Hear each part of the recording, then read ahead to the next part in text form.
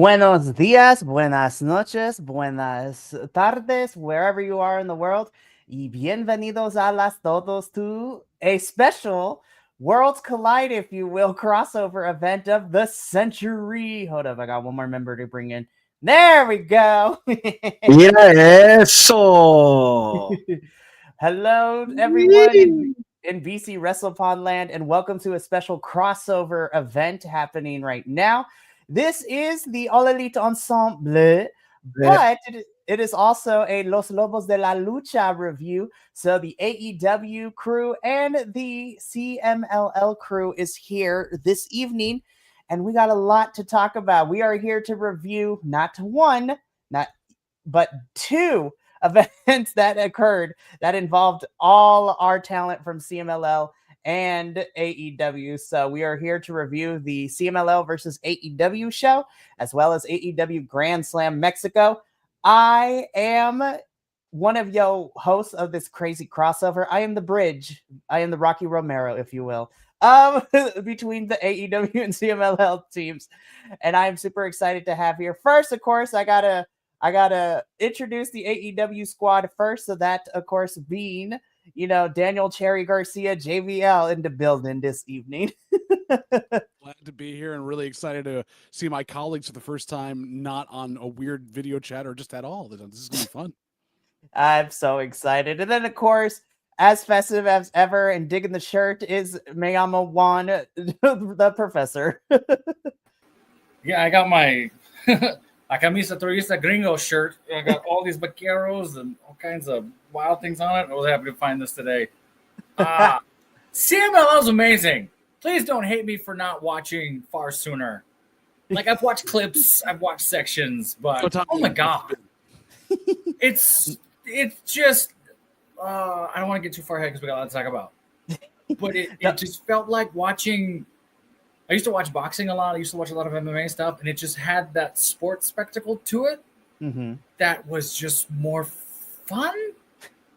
And when the crowd doesn't like you, they really don't like you. And if they're silent, you messed up. Like, there's some moments we'll talk about. It was like, oh my god! And of course, bringing in our unofficial Agent Lo-Fi, our unofficial sixth co-host, who also does the CMLL reviews with us. Lucha Libre is the best, though he is a bit biased. That's fair. No, I love it, and I'm gonna continue to watch it.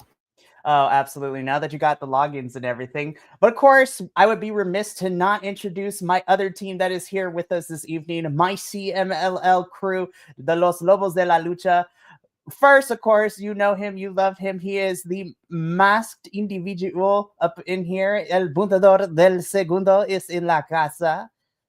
Mi gente, saludos, bienvenidos a este show.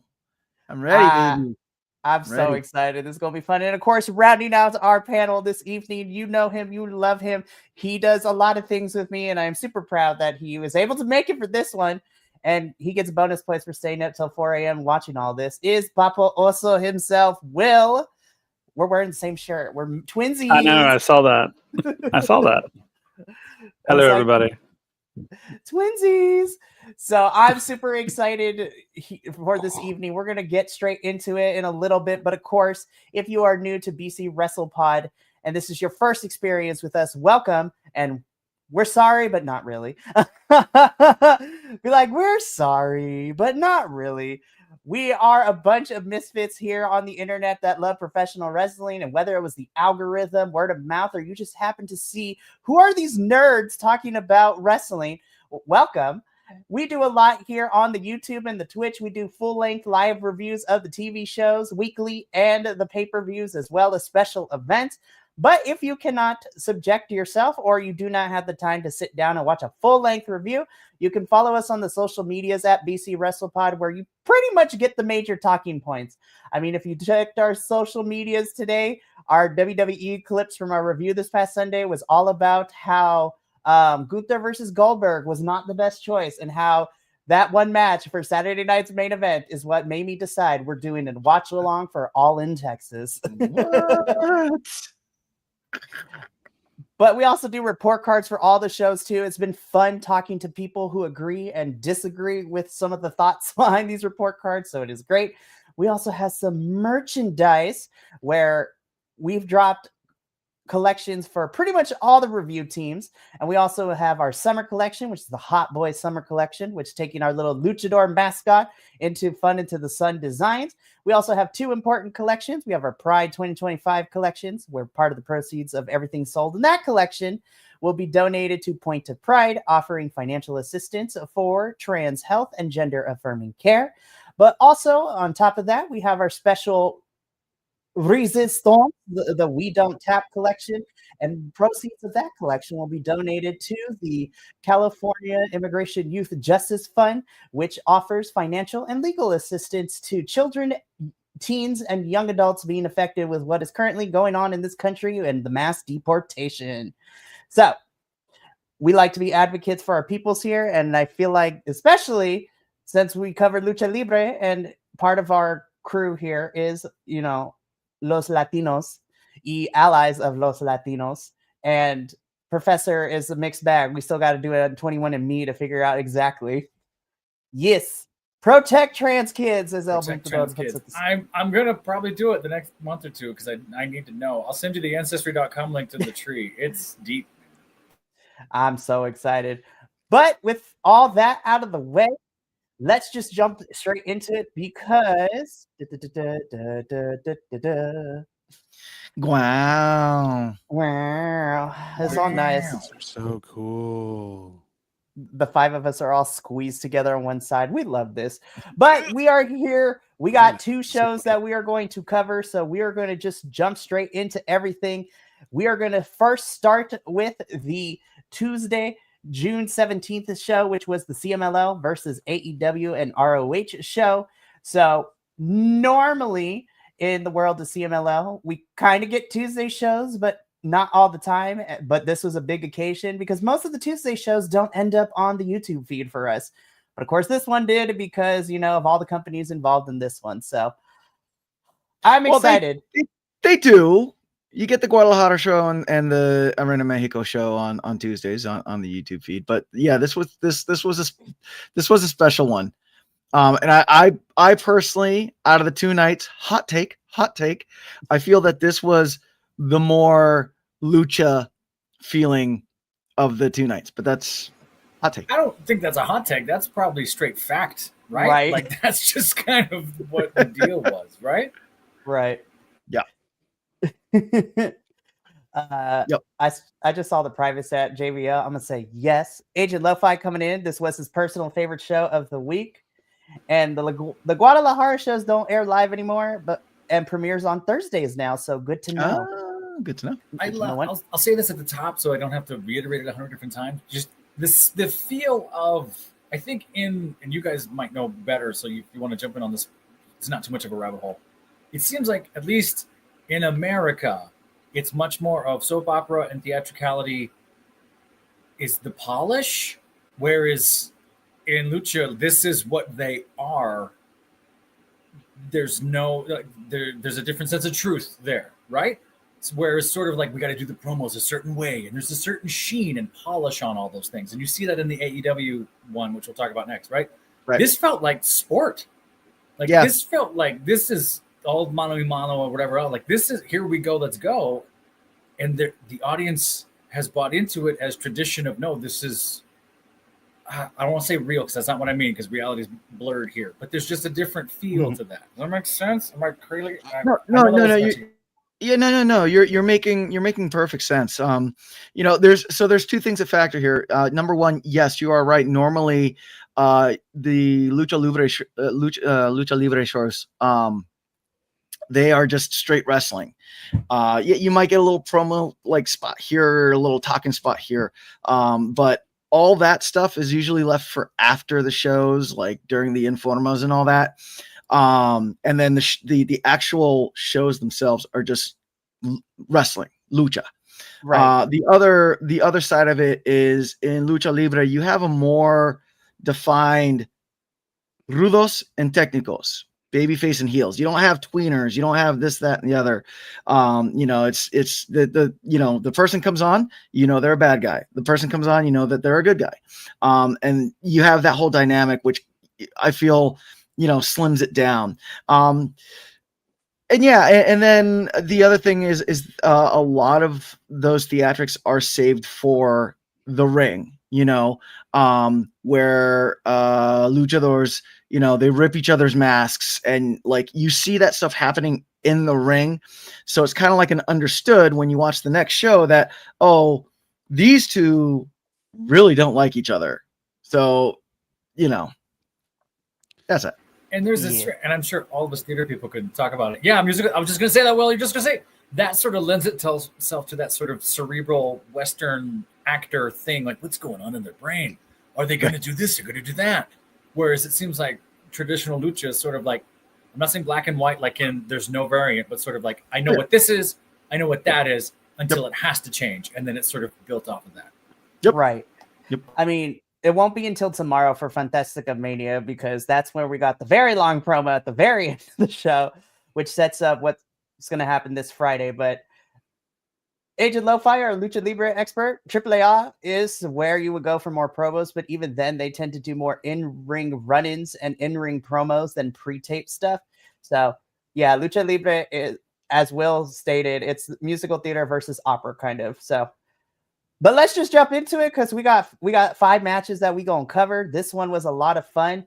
And yes, a 5 to 6 match card is typical for most CMLL shows, especially the Viernes Espectaculares, with the exception of Fantastica Mania, which had 9 this past Friday, which was a fun run. But let's just jump into it. So, also, shout out to CMLL's graphics departments because y'all got the cards unlocked.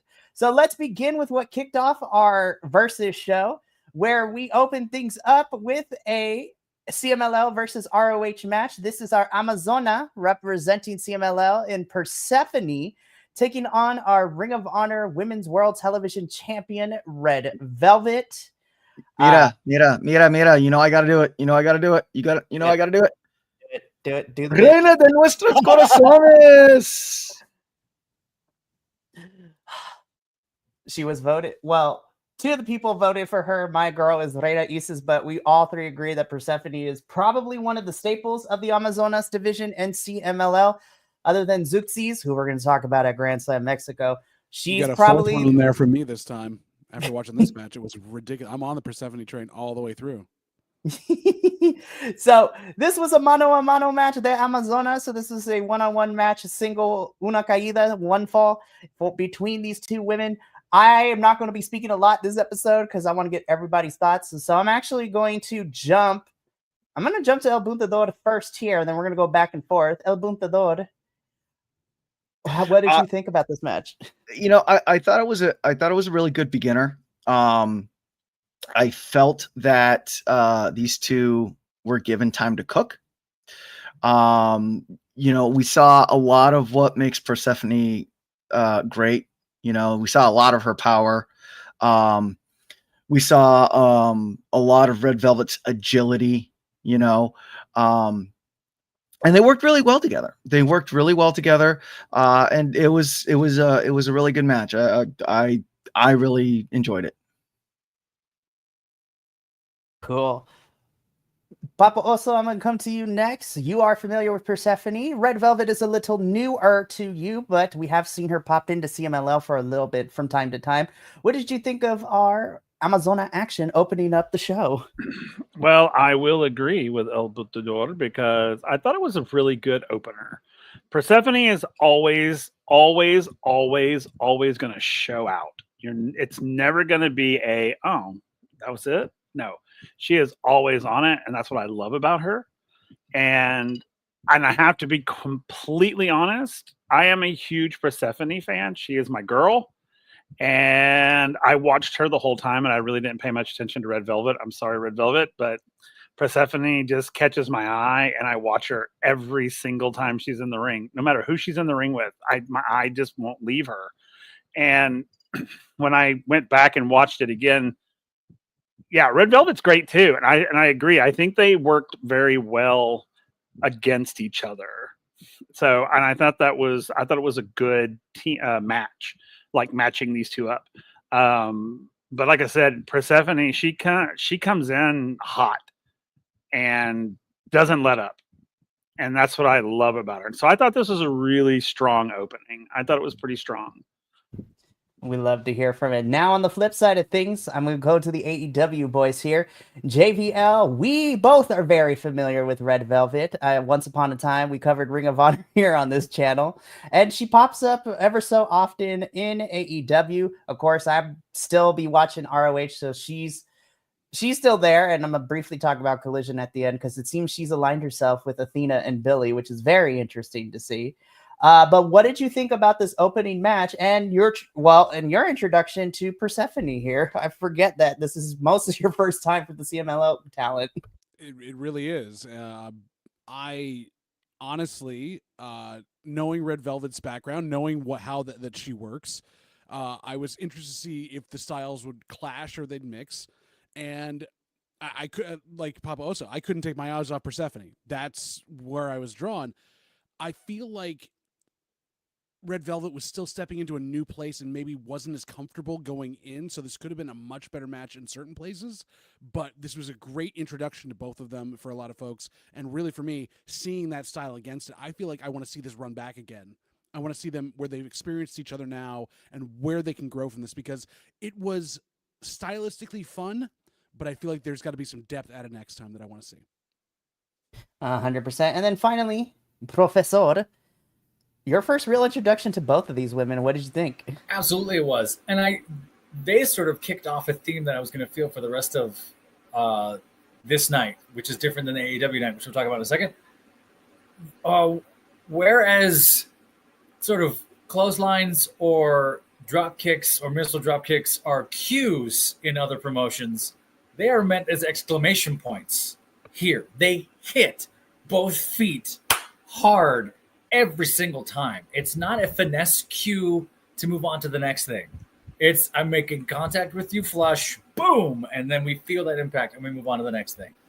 I could have watched this another 5 minutes. I didn't think it was cut short by any means because it just felt like it was bookended really, really well. Maybe it's just because I have a type and we're going to say this a lot. I'm going to out myself the next 2 hours. I couldn't keep my eyes off Persephone either. It was just like, who are you? Remarkable, though. They both worked really well together. Red Velvet's dive to the outside was solid, flush. There's something to, I'm going to say this now, so I don't have to repeat it 100 different times. The catching of other wrestlers doing the move, I'm going to share the impact with you instead of catch you and go to the ground, which is an interesting stage combat thing, if that makes sense. And this happened again and again and again with dives and other things or big moves. It's sort of, you're going to hit me, we're both going. So we share the impact that way, as opposed to there's the flip. I'm going to catch you and then kind of make sure you don't fall on your head. Just different style to the thing. And it's much more visceral to someone who's been watching this American style for so long. This, I don't know what this catch can type thing, but this was a blast to watch. This set up the vocabulary I kind of needed for the next 2 hours. It was great. Right. Yeah, as Agent Lo-Fi says, luchadors know how to be good bases for absolutely everything. Right. Yeah, absolutely right. At the same time, this made me think that, like, and I don't obviously know well enough, but in these different companies, if you're doing that there, are the locker rooms tighter at that point? Do they feel like you're actually part of a family and that like we really got to take care of each other? And that's actually a really good point. Yeah. Versus, we're there for a paycheck. We do this to tour around the country type of thing. Very true. I would have to say, and Primo, Lo-Fi, please fact check me on this. But I would have to say that, yeah, JVL, you are kind of leaning to that. Because, in the off days, these luchadores and these Amazonas, they're also like touring around all of Mexico, going to like these small rinky dink, like, towns with, well, not rinky dink, please, the smaller venues, but not even smaller venues, literally like small towns that are throwing up, a ring. And they because it's like a town celebration, and the luchadors and the Amazonas, are showing up. So you do have a little bit of a tighter connection in the locker room there.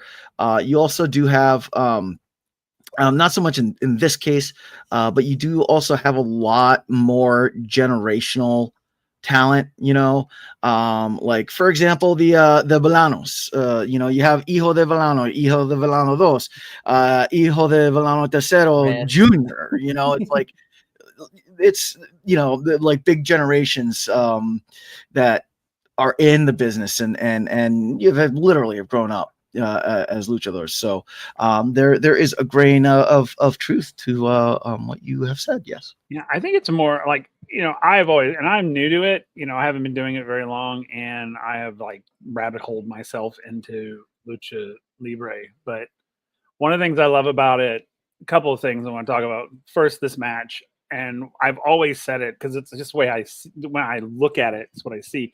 The Amazona matches are brutal. They are like full on. When you watch a lot of the men's matches, they're like dances. They're like choreographed. They're like pretty. It's really kind of fun to watch. It's a really unique experience. And then I'm not all of them, because some of them are like full on chaos matches, but a lot of times you watch them, they're so fluid when they're in the ring, even when they're like jumping and hopping and walking on wires, and I mean, it's just so fluid and it looks so pretty. The Amazonas, however, they're in it for blood, and it is, and it's brutal, and I love that. I love that so much. The other thing I love about this sort of style of wrestling is that it's more of a culture than like an experience. Like in American wrestling, it's an experience, but when you hear it, feels more cultural. Like, it is a culture. It is not necessarily just a bunch of random people coming together, creating these, friendship bonds, on the backside of things. And it literally feels a lot more personal. Like, it's very traditional. And as Bondador said, generational. Right. So you've got father, son, grandfather, father, son, et cetera, et cetera. And everybody. And I love that. You got siblings who are working together, which we're going to talk about them in a little bit. But for Agent Lo-Fi, for a little bit of info, there's definitely politics within the locker room, but it's got much tighter lid, and it's just plain and simple for less coverage and reporters to be looking into that type of stuff down there anyways, which makes a lot of sense because this organization is very tight-lipped on a lot of things. So it also seems to take it like an art form, though, like versus what we have up in the major stuff too. It's very much an art form here, and there's pride in the work. Where not that our American wrestlers don't have pride in their work, but they're pulled in so many other ways. This is a focus, it seems like, for those luchadors down there and doing that stuff in the Amazon. Absolutely. So Persephone does pick up the victory. Yes, if I'm reading my notes right. Yes, Persephone picks up the victory here. Red Velvet pulling triple duty this week because she's going to be on everything we're going to be talking about. So good on her. But we move on. Listen. So, Bod El Campeonato Mundial de Pareja CMLL. So translated to, for the CMLL Tag Team Championships, we have Los Hermanos Chavez, so our champions, Angel de Oro and Niebla Roja, taking on AEW's The Crew, which is Lio Rush and Action Andretti. I want to first by saying, and I said this during the Fantastica Mania watch along, Leo and Action fit very well down here in a CMLL. I would love for them to be involved more every time AEW and things like that cross over. I really love this match. I know, Professor, you were chatting with me as you were watching this part by part throughout the various days leading into the review, and you're just like, I think somebody just died on my screen. I totally thought he blew out his tailbone to end this match, and maybe it was a work or whatever. When I was like, "Oh, he's gone!" But again, like I said, the theme of they're hitting for exclamation points. They're not hitting for finesse or cues or anything else. It's like, bam, ooh, that had to hurt, like that type of stuff. Like, it's remarkable. I do recognize Action Andretti and Lio Rush vaguely, AEW, Ring of Honor, stuff like that.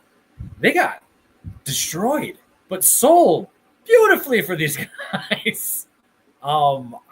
This was just fun to watch. I'm looking at, I have replays. I'm kind of sort of cheating.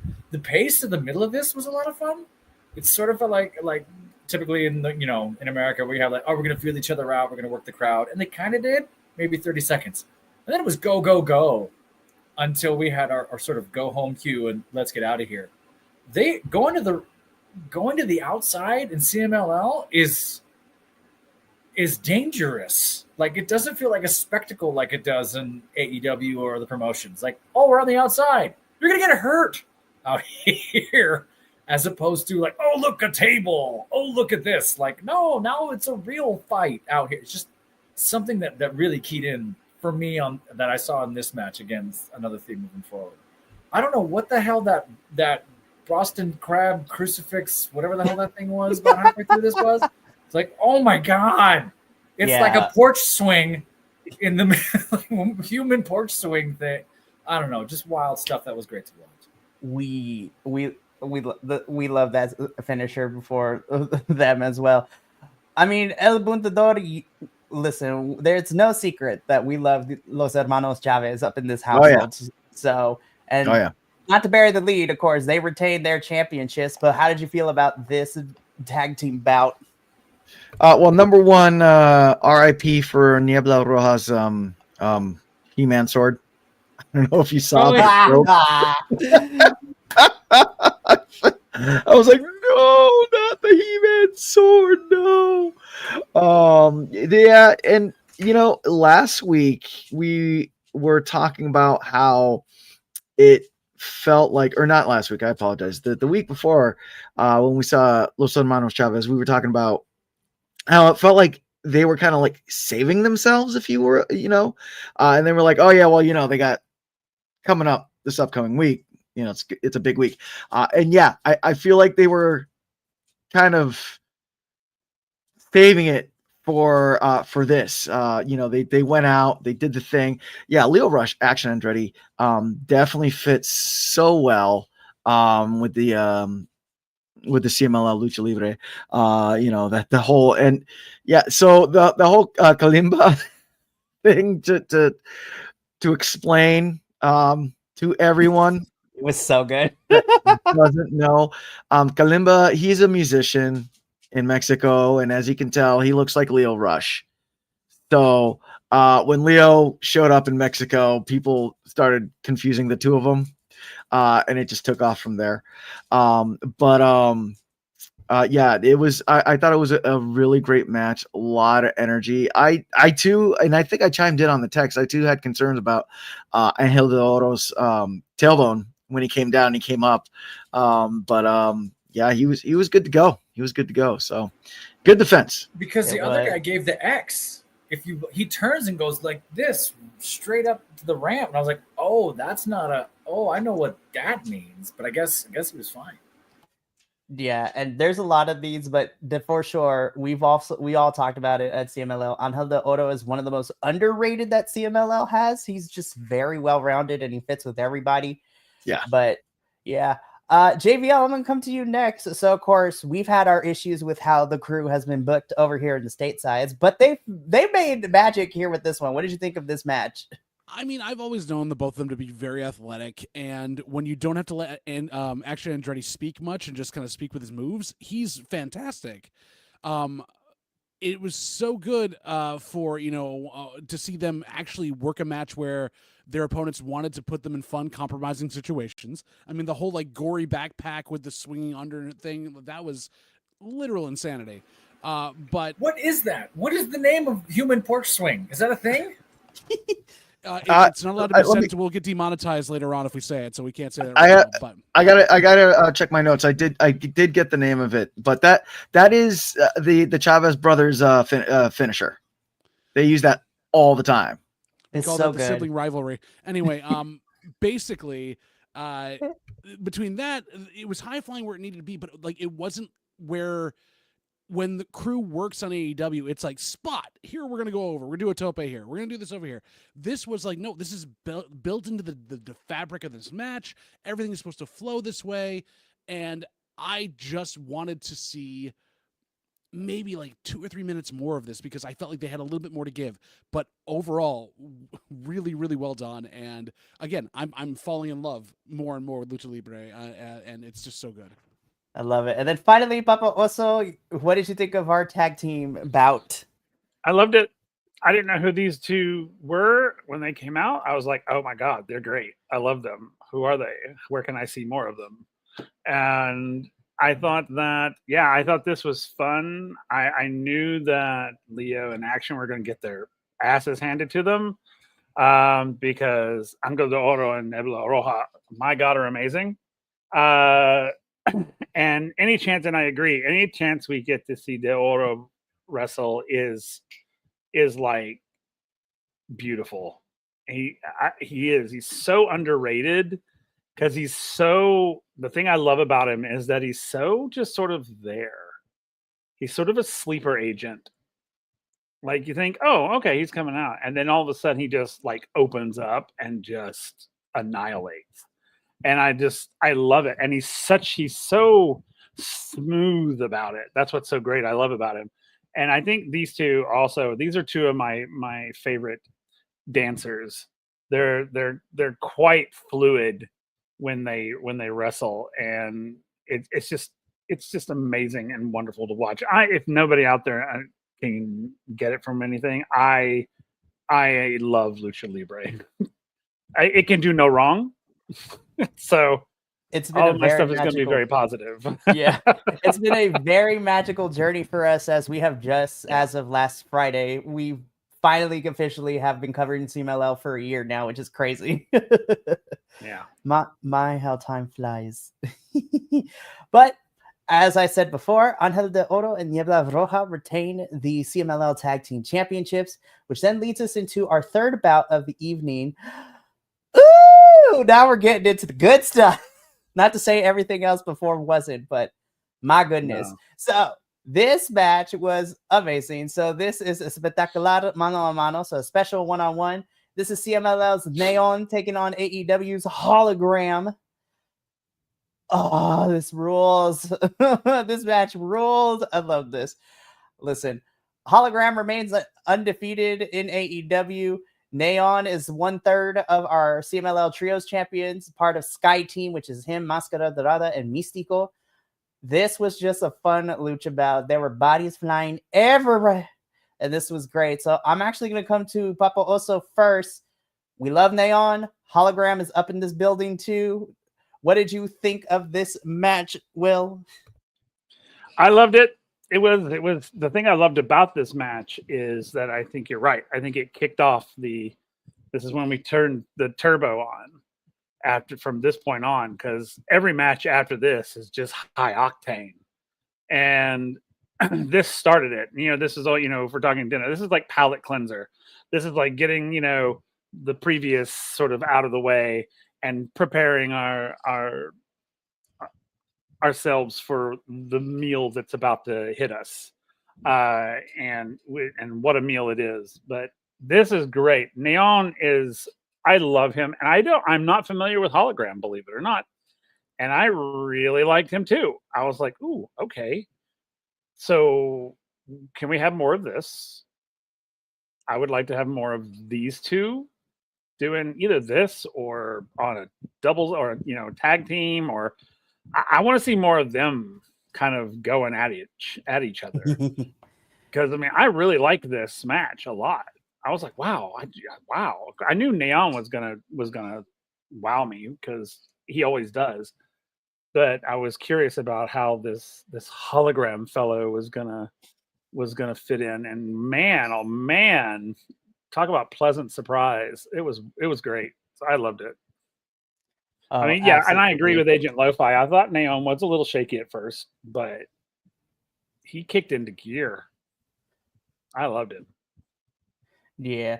Well, a little fun fact from Agent Lo-Fi, crowd definitely knew Hologram as the former name Aramis. It was legit he was legit one of the best on the Lucha Libre Indies. So one thing that CMLL does very well is that they have so many people in the roster that they bring in, but also too, and we'll talk about it as we kind of get closer to Grand Slam Mexico, the bridge between CMLL Arena Mexico and New Japan Tokyo Dome, like the New Japan style of wrestling and CMLL style of wrestling fit very, very well. But yeah, this was just pure lucha adrenaline. JVL, I'm coming to you on the flip side. We are very familiar with Hologram as he is utilized a lot in AEW now that he has been back from injury, which has been very nice because we have missed him. What did you think of your experience with this match? Hologram hadn't missed a step. I was actually surprised the warmer reaction he got, especially knowing that Aramis was a AAA wrestler before, and then he was on the indies for a bit. So I was happy to see him get such a nice reception when he was there. Neon also, once he got going, it did take a second to kind of get clicking into gear, and Hologram is there with him. But I mean, this was so fun to see the psychology of what they were working with here, because letting them kind of float in free form wasn't happening. There was a couple of missteps here and there. And I'm going to say this also, I don't know whether this is a thing during most CMLL broadcasts, but the camera team let down Neon on one specific moment when after the spinning 450 off the side of the rope, Neon got his hand out early and was under the rope ready to go, watching the ref the entire time, and the camera caught it just so you just see the whole curtain be pulled back, and that kind of took me out a little bit because I was I mean, I know it's predetermined, but still this is not, there's no selling whatsoever, so it's all right. But overall, really well done. I really did enjoy this match a lot, and that reverse fly, because it's not a Spanish fly with there, but it was reverse off the top rope. My God, how they landed and not hit their heads, I don't know. It's crazy. It's just the fact they're like, yeah, I trust you. Let's just go flying everywhere. So why not? Oh my goodness. Buntador, I'm coming to you next. What did you think? No. Yo quiero oír el otro gringo, por favor. Oh, okay. Professor, what did you think? Gracias. Neon saved Hologram twice. Once Hologram went through, did a dive, and did not make it. And those ropes were out to get people this show. Ooh, he grabbed his arm and yanked him right at the last second, kept him from tanking, and then took the whole bump and went back in. And then I can't remember where it was. There was another moment where I was like, that's his neck. And then right at the last moment, it went flip, and then pulled Hologram right under the thing. So they're moving. But to go that fast, to be taking care of each other like that quickly, was just, I had to watch this. I watched this twice and watched the highlights, and I'm still like, how, what, huh, what, huh, no, who does not, because in the AEW and other promotions, there's this sort of, we build in this way to breathe, right? We go, oh, there it is. Oh, there it is. There's no room to breathe here.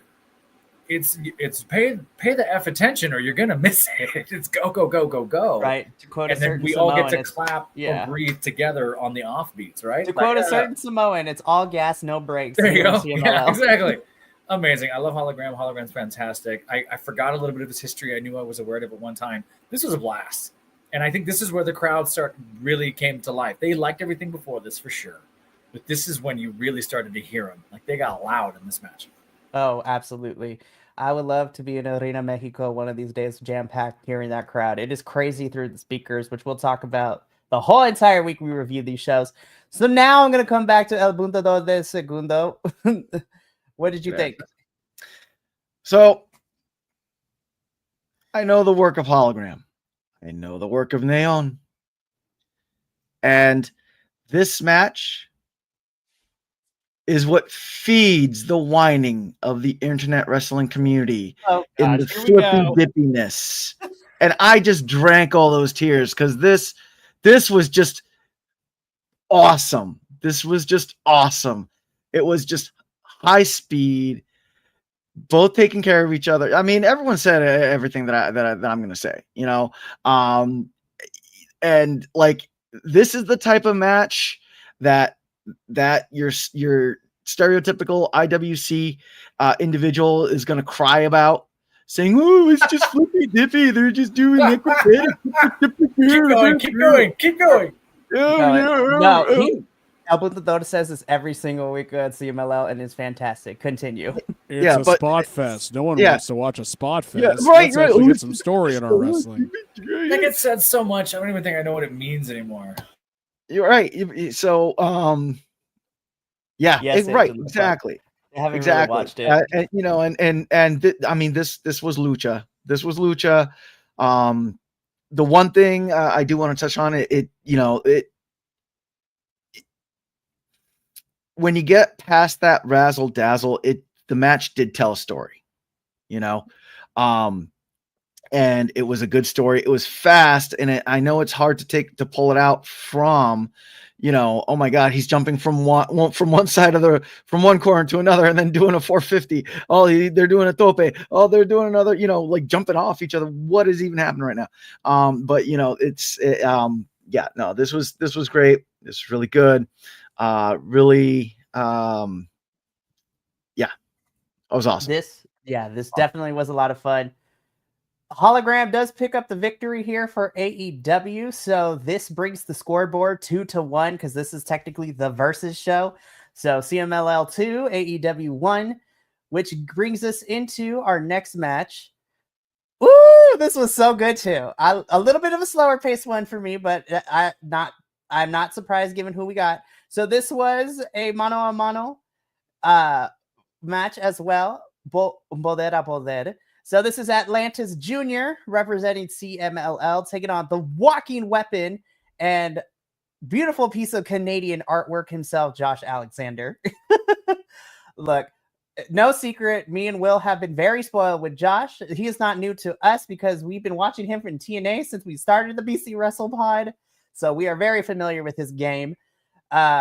AEW crew, you've been introduced to Josh for a little bit now as he's part of the Don Fallis family. Yes, I said that correctly. Do not correct me in the chat.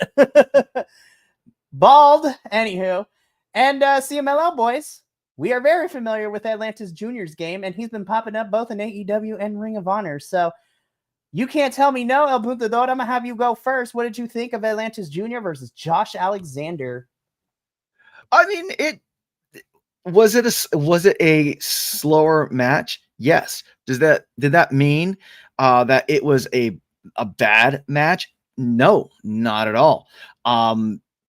Yeah, I thoroughly appreciate Josh Alexander stepping up to really try to play that Rulo part, which overall I feel like a lot of the talent that came in from AEW, they had there was the Kyle. I'm gonna name it the Kyle Fletcher effect. All right, because previously, running it back, Kyle Fletcher last year, he was in AEW and he was good and all that, but then like he did a stint in CMLL and he was able to just really be like, like a real heel and like, really like mustache twirly and like really like hamming it up, which I feel you don't see a lot in American wrestling, because I guess, the supposedly the fans don't like it. I don't know, but as you see, it's more prominent in lucha, you know. So I truly do appreciate Josh Alexander really, really leaning into that and almost looking like he was having a lot of fun with that. But this was an entertaining match. I felt it fit the pacing well, where we had it was like ramping up, and then we had like this match to kind of like even us out and get us ready for the next matches coming up. I am really interested to hear from the AEW team because if memory serves me correctly, that hack Adolfo the Nerdy Puerto Rican, when he was talking to you all, he had said something because Atlantis was in ROH and AEW, and he had said something to the effect of like they put like inhibitor rings on Atlantis, and what you're seeing in like AEW and ROH isn't what we see in CMLL. Version, yeah. So let's let the AEW boys talk, because we've been doing this long enough where we've seen Atlantis Jr. pop in to both Ring of Honor and AEW television within the last year or so. So, JVL, I'm gonna start with you because as a former ROH host and all that, we've seen a lot more of Atlantis Jr. through those means than AEW. So, we have. Yeah, go for it. I want to ask El Luchador, do you mean by saying inhibitor rings like Chris Jericho, because that was the main one put on Atlantis for most of his run in AEW? Yes. Okay, yeah. So yeah, if you're going to put him up against Chris Jericho at his age and everything else, we know that not very much is going to happen anyways, and you have to take care of a lot of things. First of all, I just want to say it was really, really funny to hear Josh Alexander cheered like TNA a couple of years ago versus like something else. It was kind of funny. But Atlantis, he's tried to adapt to that American style a little bit more, because every luchador in AEW right now, for the most part, if they're not attached to CMLL, have those inhibitor rings put on to work with their American counterparts, work their style. And while Atlantis tried his best to do so, you could tell there was like a hitch every once in a while. Like, I have to think through how fast I'm going to do this, or I have to make sure my opponent understood what I called, because I'm not sure that they know what we're doing. And I don't know whether the weird thing with AEW is you have so many folks that were brought in from the indies and everything else who worked Spotfest, Flippy Dippy, whatever it needs to be in like other companies. You would think they'd work well in that respect, but a lot of them are taking this of like, I'm just gonna make you bend to me. And it seems like Josh did that for Atlantis here, almost as like not a mea culpa, but like I'm a better than most of the folks I work with. Here's how we work with you and work our styles that are definitely different together. And I thought it was beautifully put together in that way. It wasn't seamless, but it was definitely more thoughtful. Oh, absolutely. Professor, your thoughts too, because we've also seen Atlantis be popping in here for AEW and stuff. Yeah, I absolutely agree with that hack, Nerdy Puerto Rican. I think he was right. I think that tends to be what happens is when a lot of luchas come over to AEW or the promotions, it's sort of, we got to slow down. You don't work this fast. You work a certain way, whatever. What's really interesting to me about this is sort of, I don't say, well, yeah, case study in lucha and contrasting styles.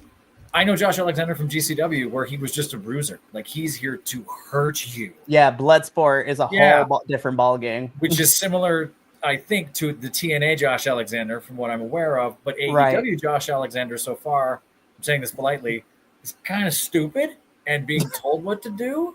And there's a little bit of that cross-eyed, I'ma get him kind of character. And they're trying to push it that way. He shook all that off to do this. And it was really a matter of, hey, work fast. We're going to do things are going to happen to you that don't happen in AEW. Atlantis Jr. picked him up with his back and flipped the whole thing. Yep. Like, it's that Canadian catch style wrestling that Josh has been training. This is straight up catch style of Canadian wrestling, heart dungeon, submissions, grapples, all that stuff. I mean, for God's sake, he wears the wrestling gear. But Atlantis complimented it so well because, I think American wrestling, and I think Will and Bundador can back me up in this. American wrestling kind of gets tacked up in this is the brand, this is what I'm presenting, this is what I have to sell.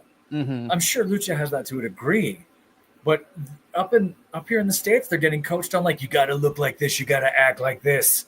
And now you're talking the Fletcher thing. Go down to Mexico, be who you are. Same with New Japan, right? Go do a thing and be all of yourself and find it. And I think that's what we saw here. Granted, it was a different change in gear compared to what we had seen just previously, right? Mm-hmm. But like, it's like, oh, Josh Alexander can jump. I don't think I've seen him jump since he got to AEW. I was like, oh, look, big jump, man's that's off the crazy. ground. Big man dude can jump when need be. This is great. Those tree trunks can move. They definitely can. I mean, Will, you and I saw that with Josh when he was battling Moose a lot, when he had to jump over Moose's spears a lot. And actually, so Will, you are very familiar, and of everybody here, you are kind of well versed in both of these, given the fact that we've seen Josh in other places too. What did you think about this match between Atlantis Jr. and Josh? I thought this was interesting. I thought, because I love Josh Alexandra and I love Atlantis Jr. And I have to, let me say one thing first. This artwork of Josh is not flattering, by the way. Like, at all. You don't like the 5 head he's got going on? Like, just because. I know. What's the eyes? Look at the eyes. I feel like I will say, Will, eyes. It could have been a lot worse, lest we forget our NXT graphics. Oh, well, that's fair. That is very fair. But it looked literally like he's about to like shoot me with heat vision. I don't know. But the thing I liked about this, and also kind of didn't like about this, I guess, I don't know. I love the match overall. I just, it was interesting because it was really kind of the one match that felt a little out of place. If we had had another match similar to this, earlier on, or it literally just felt like a placeholder, but like a good one. Like, hey, we got this special thing. Boop, let's just drop it right here. And and of course, Josh is fantastic in the ring. Atlantis Jr. is fantastic in the ring. I thought they were evenly matched. I thought it was a great match. It just felt odd. But of course, anytime I get to see Josh wrestle, I'm here for it. But it just felt a little odd. It just felt off to me. I don't know why. Again, it wasn't a bad match. They weren't bad. It just felt like it was sort of, and we've experienced this in like NXT TNA stuff, where they just put a match in because they can. And it kind of felt like we're going to put this match in because, well, we can. And, and I was like, okay, that's cool. Nothing wrong with that. It just, to me, it just felt like the story we were telling kind of got a pause. And we stopped for a moment, like had some cookies and milk. And then after this, we picked up the story again. And so it just felt a little weird. I don't know. It just felt, odd. Yeah, I agree with Agent Lo-Fi on that too. Yeah, there was a weird energy to this match in the arena as well as in the actual ring. There was a weird vibe happening, and I don't know if that was necessarily anyone's fault or not. I don't think it was. It just felt like this was like nap time in kindergarten. All right, everybody, let's lay down on the mat and and then we'll pick up story time after this. Okay, after everyone's 15 minutes, right? Then we'll pick up. This was their pee break match. Like this is the one where everyone went, all right, everybody, if you need to go to the bathroom, here's the time. Yeah, I mean, damn. And I hated that because both of these men are amazing, and I hate that that's kind of what it felt like. But it's what it felt like. I just really felt like this is you're right. Like, okay, if you need snacks in the bathroom, this is the one to go in. And, and we see that all the time with booking, right? Where it's sort of like this is the match that we know everyone will take a step away from, but you got to Chris Jericho match. Yep. Okay. Thing, that's tough. It's crazy for sure. But despite it all, Atlantis Jr. does pick up a win for CMLL. So by this point of the show, we are now 3-1. So all CMLL had to do is win one more match to be claimed the victor of the show. So let's move on to our semi-final match. Holy crap. Okay. Holy crap. Yes. So this is our lucha semifinal, so semi-final lucha, so the semi-main event, if you will. This is a relevos atómicos 4-on-4 match. So representing Team CMLL, of course, this is where we got all the big boys in this match. We had Ótimo Guerrero, Gran Guerrero, Averno, and Euforia, who are all technically rudos, so the bad guys, if you will, of CMLL, taking on the bad guys of, well, 3 Force AEW and 1 CMLL member too, because representing Team AEW, the Don Fallis family, you have Konosuke Takeshita, Rocky Azúcar Romero, Kyle Fletcher, Protostar Kyle Fletcher, I should say, and the Alchemist of CMLL in Hechicero. So, I mean, before we get into this, though, yes, Agent Lo-Fi brings facts. Fun fact, CMLL goes out of their way, not to mention the Mystico, Jericho, and Presario match because it was that bad. Love it. LOL. Listen, the CMLL boys, we know we don't talk about that match. That was the worst match. We all picked it as the worst match of last year. It was wild. It was so bad. But yeah, this was the battle of the big boys, the battle of the, listen, you got Lucha Libre, strong, New Japan strong style. You got American wrestling, kind of. Like, this match was so chaotic, and I loved it. It was fantastic. This was a lot of fun for me. I'm going to go to Papa Oso first. Listen, this is 8 people in this ring. We are used to the chaos of these relevo atómico matches that we get from time to time. What did you think of this match? Why have we not had this sooner? Holy God. Can I tell you how much yelling and screaming I did very softly? I did it like 3:30 this morning. I mean, holy goodness. This was like an explosion. I mean, when they were introducing the CMLL folks, I was like, oh dear Lord, what is about to happen? Because I mean, Ultimo, Gran, Averno, Euphoria, they are all like powerhouses. I mean, they are there for one thing, and that is to destroy whoever's up opposite side of them. And so I was like, oh my gosh, who is foolish enough to go up against? And then here come these guys who I don't know 2 of them. I've heard of, but I didn't never experience them. Kyle and Takeshita, yeah. I've not experienced them personally, but man, Takeshita, holy God! Listen, we love Takeshita, whether it's AEW, CMLL, New Japan, no matter where he wrestles, he is so good. And Takeshita's a track star. That dude jumps hurdles. I mean, he's fast. I mean, from the minute he walked in, and that fabulous outfit, by the way. Mm-hmm. To the end of this match, I was just like, who are you? Holy goodness. He has been a staple up in AEW, taking on the luminaries of every division and just wrecking house. Like this, he is just so fun to watch. He is fantastic. He is so good, he can actually win with the Blue Thunder Bomb. Like he actually did. He actually did, yeah, which was crazy. And the crazy thing is that no matter where Takeshita is wrestling, no matter the promotion, this kid is everywhere. Again, AEW, CMLL, New Japan, DDT. He's at House of Glory Wrestling, and in fact, he's going to be off of television for a little bit. This coming up very soon because Takeshita is in the G1 this year too, which is going to be crazy. But like, there's not enough words in the English dictionary to describe how fun this match was. Oh my God. mean, it was like.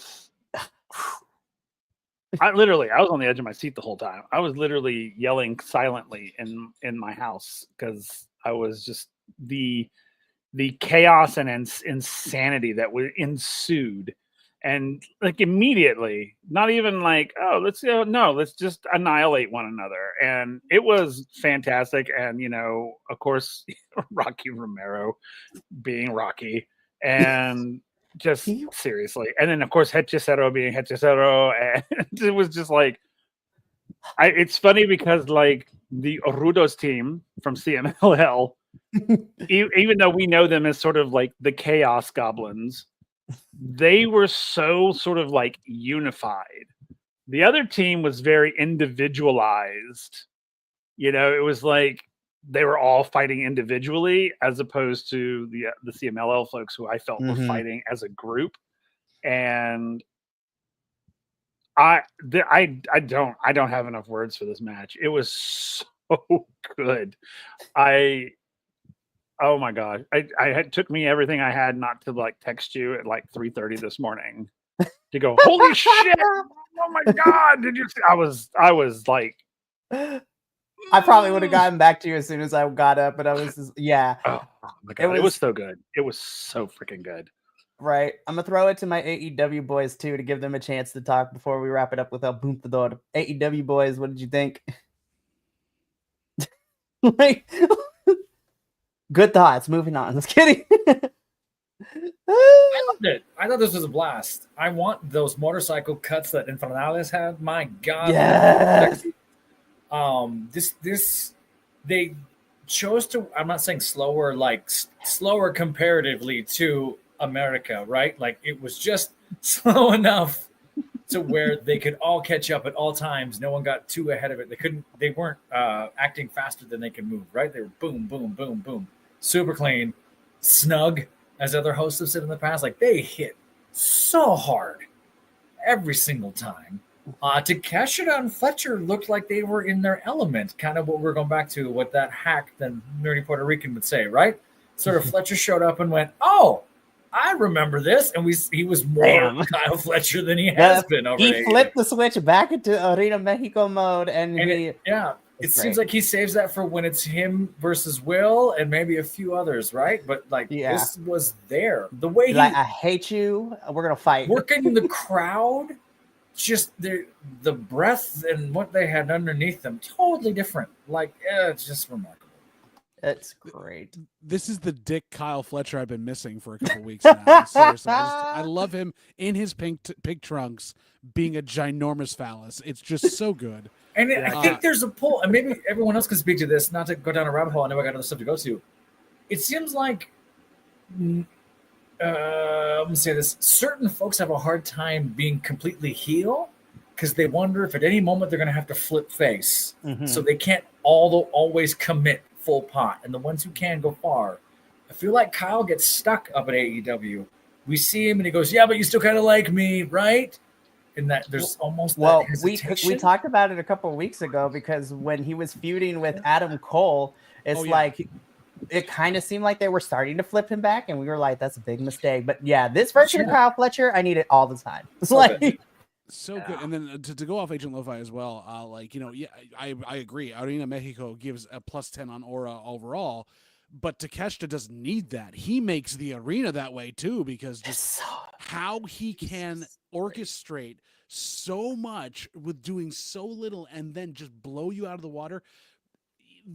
Talk about chaos gremlins all over. This was just chaos in general, and there's a reason why this match would work in any promotion except in America, basically because they are all so built that way of we are going to showcase how much of an athlete and a tactical thinker you are and how cool this is. So I was blown away by it.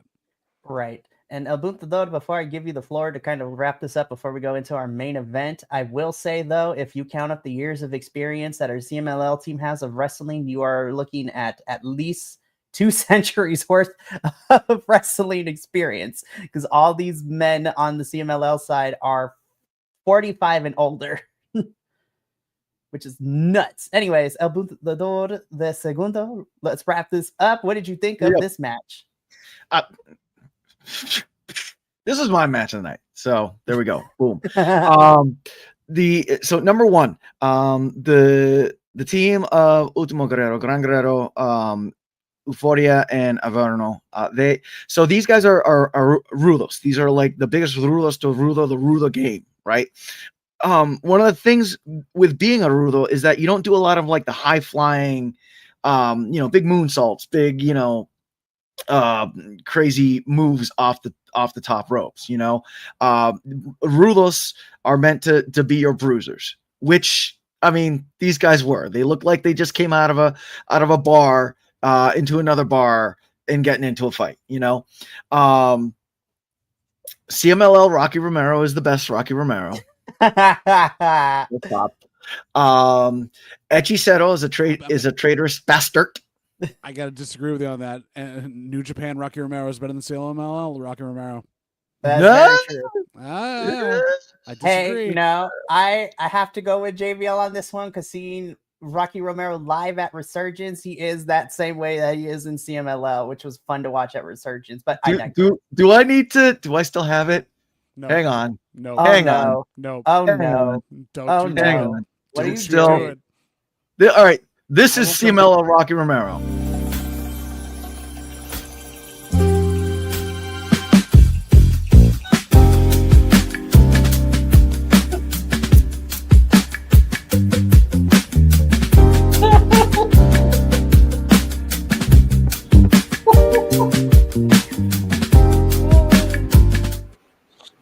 CMLL Rocky Romero's best Rocky Romero. So anyway, absolutely. Moving on. Have that.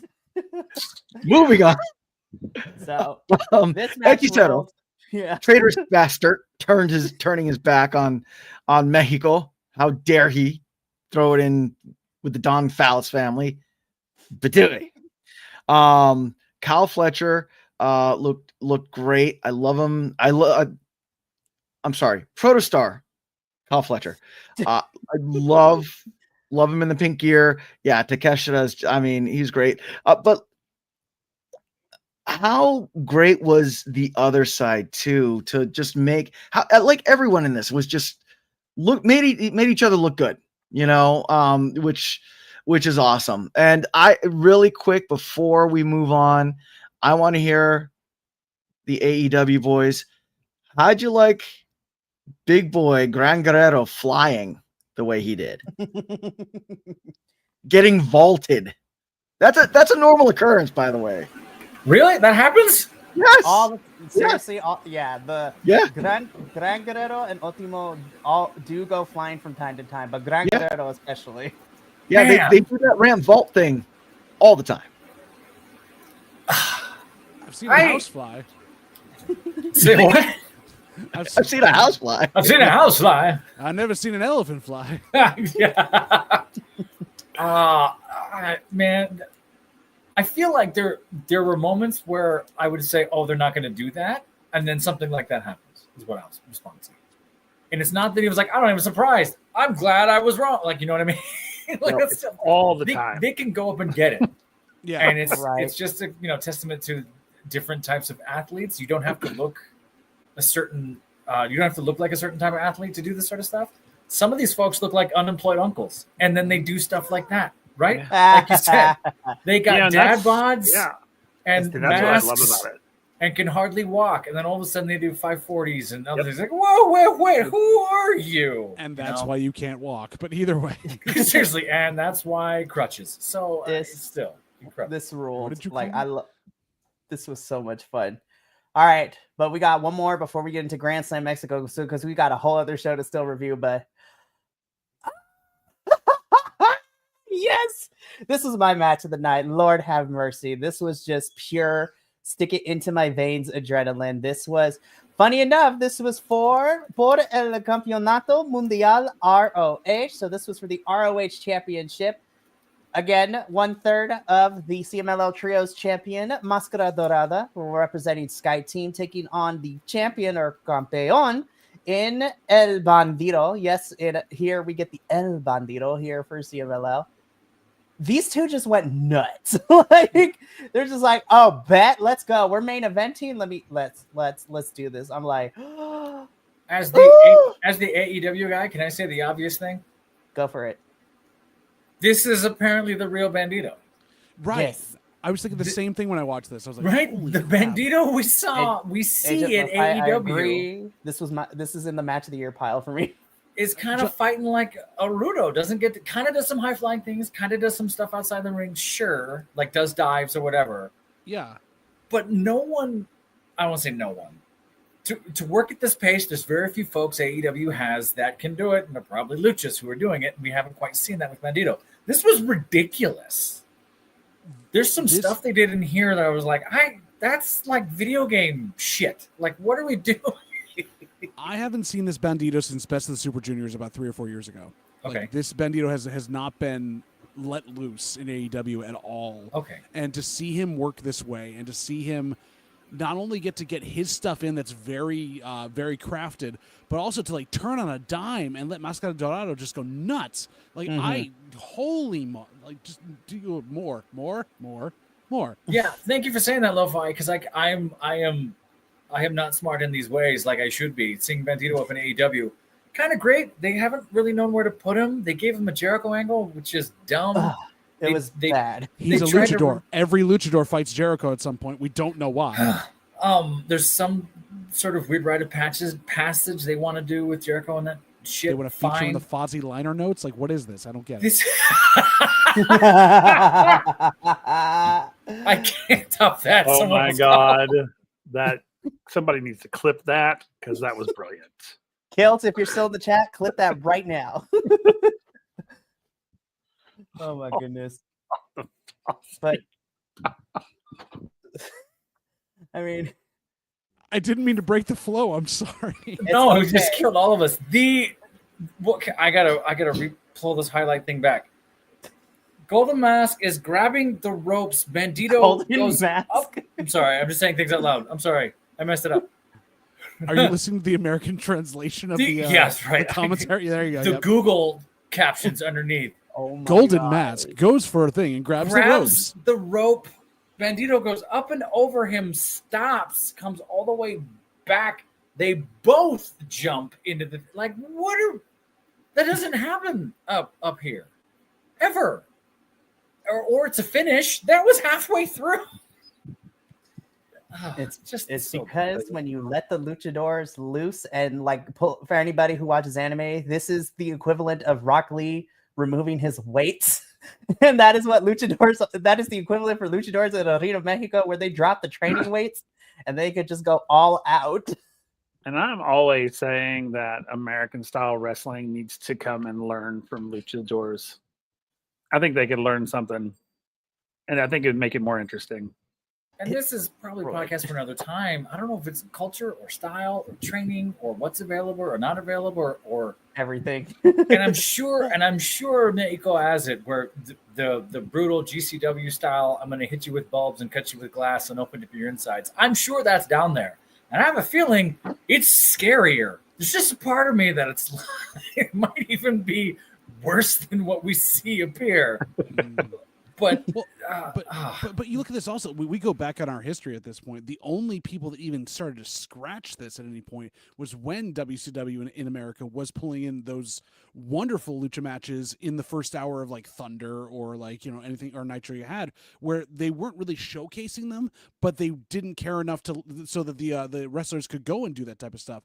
And then it's just been steamrolled. And I think that we're coming out of that slowly, but we're watching, especially in AEW, saying, every luchador that comes up fights Jericho, gets in a feud with John Moxley, and almost loses his mask. That is the steps they have to do before they can actually start to wrestle. And I don't think that there's any respect in that, for that, because the AEW fans don't get the half the stuff that's going on here. So as we're watching this, I've been convinced that I'm watching the wrong company, and I need to watch some more stuff anyways.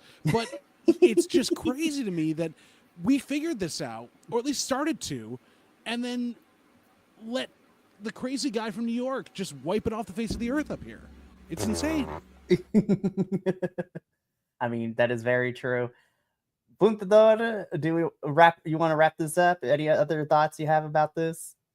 I drank the tears of the IWC community again. It was sweet. I loved it. Hey, how about Mascara Dorada box jumping to the second rope, then on top of Bandito, then pulling him. I mean, that's all I gotta say. That's all I'm saying. It was cool that Bandito won. Which is fair, because I don't think he was going to lose the Ring of Honor championship anyways. Right. Yeah, it was cool that Bandito won. And his spot afterwards I thought was very heartwarming. He I wants know the rematch. yeah, but the at the beginning, how he said he was able to come and wrestle, wrestle in front of his people, and I feel that on many levels, you know what I mean. So I know that meant a lot for him, and I mean, what better way to do it than with Máscara Dorada, which now, because I know that the AEW team has seen Máscara Dorada wrestle in ROH, wrestle in AEW, but now you've seen Máscara Dorada. His full potential. Yeah, so we've seen Golden Mask, and now we've seen Máscara Dorada. And now, right. Exactly. Now, exactly right. Exactly. Okay. Oh my gosh, I love it. But yeah, I have to say real quick before we move on, this is my match of the night in the essence of man on man. Ooh, man on man, excuse me. Mano a mano. And never excuse yourself for that, Will. But for the previous, yeah, it's fair. But then there's the 8-man. That's my match. To each their own, honestly. But this one was amazing, and I love that it went all the way up the ramp, and it was all over the dang place, and it was amazing. So, God Almighty, you guys might know, not to nerd out. I know we got to move on. Is the apron and the ramp just harder here down in CMLL? It's the hardest part of the ring, John. I mean, yeah, my but shirt. Yeah. In the States, it's like, oh, it's made of wood, and we hear the ga ga ga from the microphone underneath. These collisions sound of death. Like, they don't sound the same. I can't speak for the ramp, but I believe that the ring is tightened and it's tightened a different way. I mean, just for the simple fact that the ropes need to be super tight. So, when they go off the rings and whatnot, the ropes don't sag. Right. Yeah. Lo-Fi just said that in the chat. They're legit boxing rings, which those are. And most in Mexico are. Yeah. There you go. I want to bring this fact up back again, but yeah, like Dorada's only 23 and 24, you guys. Jeez. Oh. No, I'd always heard that the ring aprons in Mexico were like tangentially the same thickness and hardness that the 6-sided ring got in TNA, where it was like just there's no room for error. It's really really tough, and that's why they tend to roll more. I just thought they were moving faster. This was a fun main event, and this was a fun way to cap off the AEW versus CMLL show. By the end of the night, CMLL is declared the winner with a record of 4-2. So the last two matches were the only AEW wins. CMLL's otherwise got the wins. So they walked out as the major victors of this evening. Overall, this show was a lot of fun. I feel like this is a good sample tasting of what you can get, but let me tell you, Viernes Espectacular is where it's at if you want to see true lucha libre, like going hardcore. It's nuts. But we got one more show we got to talk about, so let's get into it. Now we're shifting gears to more of our, even though we're still in a, go ahead. Before we get into it, if I may, a nuestros pequeños aficionados, la lucha libre no es un juego, es divertida y emocionante, pero no la intentes practicar en casa o en la escuela. Puedes lastimarte o lastimar a los demás. Recuerda que tu seguro es lo más importante. Oh my gosh. Move on. Now I want to do this in schools. So, shifting gears a little bit, now we come to the more AEW focused show of the week, because this is AEW Grand Slam Mexico. So this is going to be very fun to talk about. So let's just jump straight into it. So again, we are in Arena Mexico still, but we kick things off with this man. He is invited to the Quince from now here on out. El Buntador doesn't think so. El Buntador disagrees. Not invited to the Quince. Wow, how dare you? No. I'm trying to shake off emotions. I cried a little bit. I'm not even going front. No, yeah, well, that's the thing. When Hangman Adam Page actually came, and oftentimes, more often than not, when American wrestlers come down, they do the bare minimum. They might learn like Hola Mexico, right? But then they'll still do like all their spots in English and whatnot.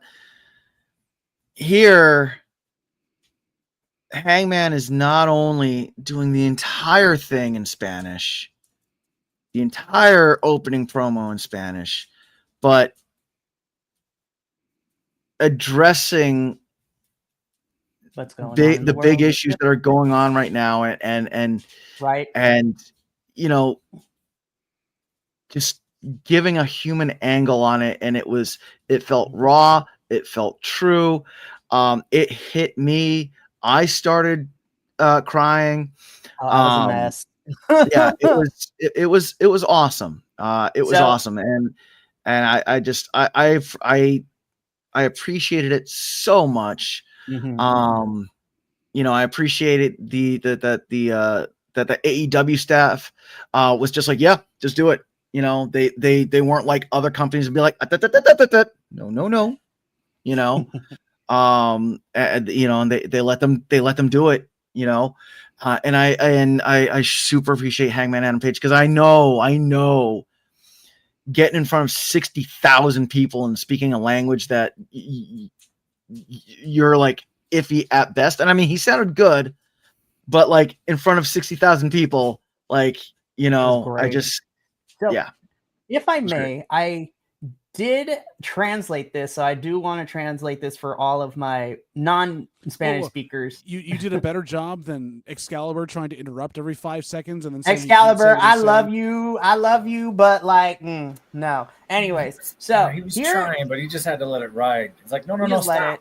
I have C+ B- Spanish. I got through, I feel like 85% of. I have kitchen Spanish, and I picked up context, and I got this. There you go. Yeah. Sweet. We love it. So here's the translated promo in English. So I translated it for pauses every 5 seconds. Right. So, well, I mean, anyways, moving on. So in English, this is what I translated for Hangman Page. Hello, my name is Hangman, and I want to apologize for my Spanish because it's not the best, but it's a little better than most gringos, so I will try, which was great. When I was young, my family had a tobacco farm, and every summer, about 6 men would come from Ruiz, Nayarit to work, and then he proceeds to say their names, like the Tres Miguels and all that stuff. So the names of the people that worked with his family, and he still remembers them to this day, which gives me bonus points for you, Hangman. Every year I worked with them, and they taught me about Mexico. They were hard workers, honest, and cared for their families. They taught me that we are all better when we work together. This is why I want to say thank you. Thank you for having us in your house tonight. Thanks for this collaboration between AEW and CMLL, because when we work together, we can change the world. And then he gets into the actual promo part. Now I will talk about our champion, Jon Moxley. I'm sorry to say that I don't have a match tonight, and I'm not allowed to be in the arena during his match, but nobody said anything about after the match. So after all that, I will beat his ass. Until then, thank you everyone here in Arena Mexico, and I'll see you soon. Again, Hangman, you get all the points from me. You are invited to the Quince. You might know, obviously would know. What is the thing that he said that Excalibur was like, oh, I don't think we can translate that. What's the thing that he said? It probably was the equivalent to the cursing out in Spanish, because he wanted to beat his ass. Now, of course, he said more of the Spanish slang, which we also cannot say on here because we're going to get demonetized and in trouble. But he used the Spanish curse word slangs too. Got it. I mean, we would also hear this crowd. I believe it was also during the Grand Slam that we got the culero chants, which was really great. Oh, yeah. Oh, absolutely, Agent Lo-Fi. Now, contrast that with other companies opening promos for a lucha show, and I'm just like, fail. You mean them coming out there and saying, we own you now, so just do what we want? I mean, you're not wrong. But again, Hangman wins bonus points from me. I was like, ooh, hello, Hangman. No, but in all seriousness, Hangman, you are invited to the Quince. Yeah. Ooh, yes. If you look at the private chat, boys, El Bunto says what he said. So, yeah. Ooh, Damn. It was crazy. Damn. It was crazy. Damn. It was great. But Hangman, you win all the points. So let's move on because we got a lot of matches to talk about. And we opened up with this chaotic AF match. So, okay, let me put this in context, right? AEW boys, when we last talked about this match, this was just a 10-man tag team match. And then it evolved into a mother tucking 14-man tag. So let me just introduce all our players substitutions here. And moving around and everything else too. Like there was just people not involved, which was crazy. So I mean, for the most part, our face teams remained intact with the addition of some members. So on the face team, we have representing the AEW side of things, we have our TNT champion, Adam Cole, baby, Daniel Garcia, and we're going to talk about you in a little bit, Brody King, because you get all the brownie points from me. And then representing the CMLL side on the Technico/face side is Atlantis Senior, Atlantis Junior, Ring of Honor champion, Bandito, and of course, Will's baby daddy, Templario, who is also one half of the New Japan Strong Tag Team Champions with TJP, and also the newest member of United Empire over in New Japan, which is great. And then on the heel side, we had a substitution because Cash of FTR could not be here. They said travel issues, but I'm wondering if previous legal entanglements probably prevented him from doing anything, but who knows? I mean, FTR attempted aggravated assault, couldn't cross borders? Weird. Yeah. Yeah, it's funny what gun charges will do to your passport. Being from Florida, who knows? Who knows? But yeah, so we have one half of FTR in Dax Hardwood, AEW's Burt Reynolds. Substituting for Cash is CMLL's Volador Jr. When we cover Fantastica Mania tomorrow, I have my bone to pick because I'm like, you shaved the mustache, why? Because Ricochet made him anyway. I guess. And then we have CMLL's Hechicero. We have Proto Shida, so Konosuke Takeshita and Kyle Fletcher. What an unfortunate tag team name. I'm sorry. I know, but you know what? They gonna make it work. The Walking Weapon, Josh Alexander, and another addition to the team is Lance Archer. So it's pretty much most of the Don Callis family with Hechicero, Volador Jr., and AEW Burt Reynolds over here. This graphic, by the way, makes it look like Takeshita has a super tiny arm. Mm-hmm. Right? It's like it's sticking up behind Dax's bald head. Bald. Anyway, just hello. Anyway, carry on. This was like Josh Alexander is puppeting Volador Jr. Like he's got like his hand up his ass. I don't know what's going on there. Well, I mean, you saw that clip I put up earlier. Yeah. Oh, well, Volador Jr. looks like he needs an adult. That's how he felt in this match too. So before I get into my thoughts about this match, that is all I have to say. Look, Brody King getting national attention on he made this. it on MSNBC, which was wild. On MSN. This was played on MSNBC. It was played on Fox News. It's made the rounds on Reddit, both the right and left side, going crazy. Folks saying he's not this, he's not that, and then other folks showing up going, "Go say that to his face." All 6'6", 350 pounds. Go ahead. If you've listened to Brody King's band and like what they talk about and they lyrics for their music, I was like, he been about this life. He ain't like, listen, Brody King, you get invited to the quince, you get invited to the Sunday family dinner, you are invited to the baptism, you are invited to everything. I do not care. Brody King is now in my Hall of Fame of I will protect this man forever and a day. Please baptize my daughter. He probably could, and we talked about this. He plays this very like dark, angry character, and then he's just like the biggest sweet teddy bear outside of this, with also a majestic beard. So Brody King, you get it. This was a car crash match, but like in the best way possible. I felt like this was a really good match. Everyone got to shine. I feel like nobody did not get a chance to be like showcased, but this was just pure 7-on-7 chaos, which is wild of how many people were in this match. I mean, the floor is open if anyone wants to talk. And we talk about this, and I use this analogy a lot. Normally in these action figure matches where it's just every toy in the toy box, sometimes it just gets clunky and it's super hard to follow. This was pretty clean. Everyone had their spot, like you said. Everything had to happen. I could not help but watch and find the matches I want to see later. I want Takeshi to Bandito. Give me that a year from now for something. You know what I mean? Just there were a handful of these that were just, oh my God, just fantastic. Crowd got into it. It's always kind of a roll, at least up here in the States, it's a roll of the dice to start with something like this because of spectacle and whatever, and you hope booking supports this.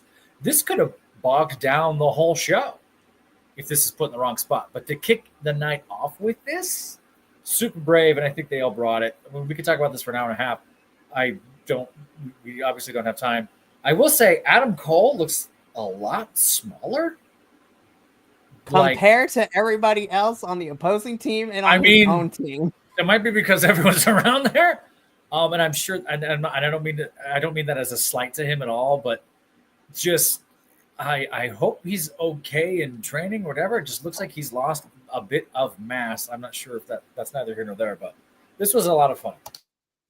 He is he's like 5 pounds away from looking like a Stretch Armstrong figurine, not even going but even him next to Kyle Fletcher, and Kyle Fletcher's a big dude, but not the largest dude. It's like, oh man, okay.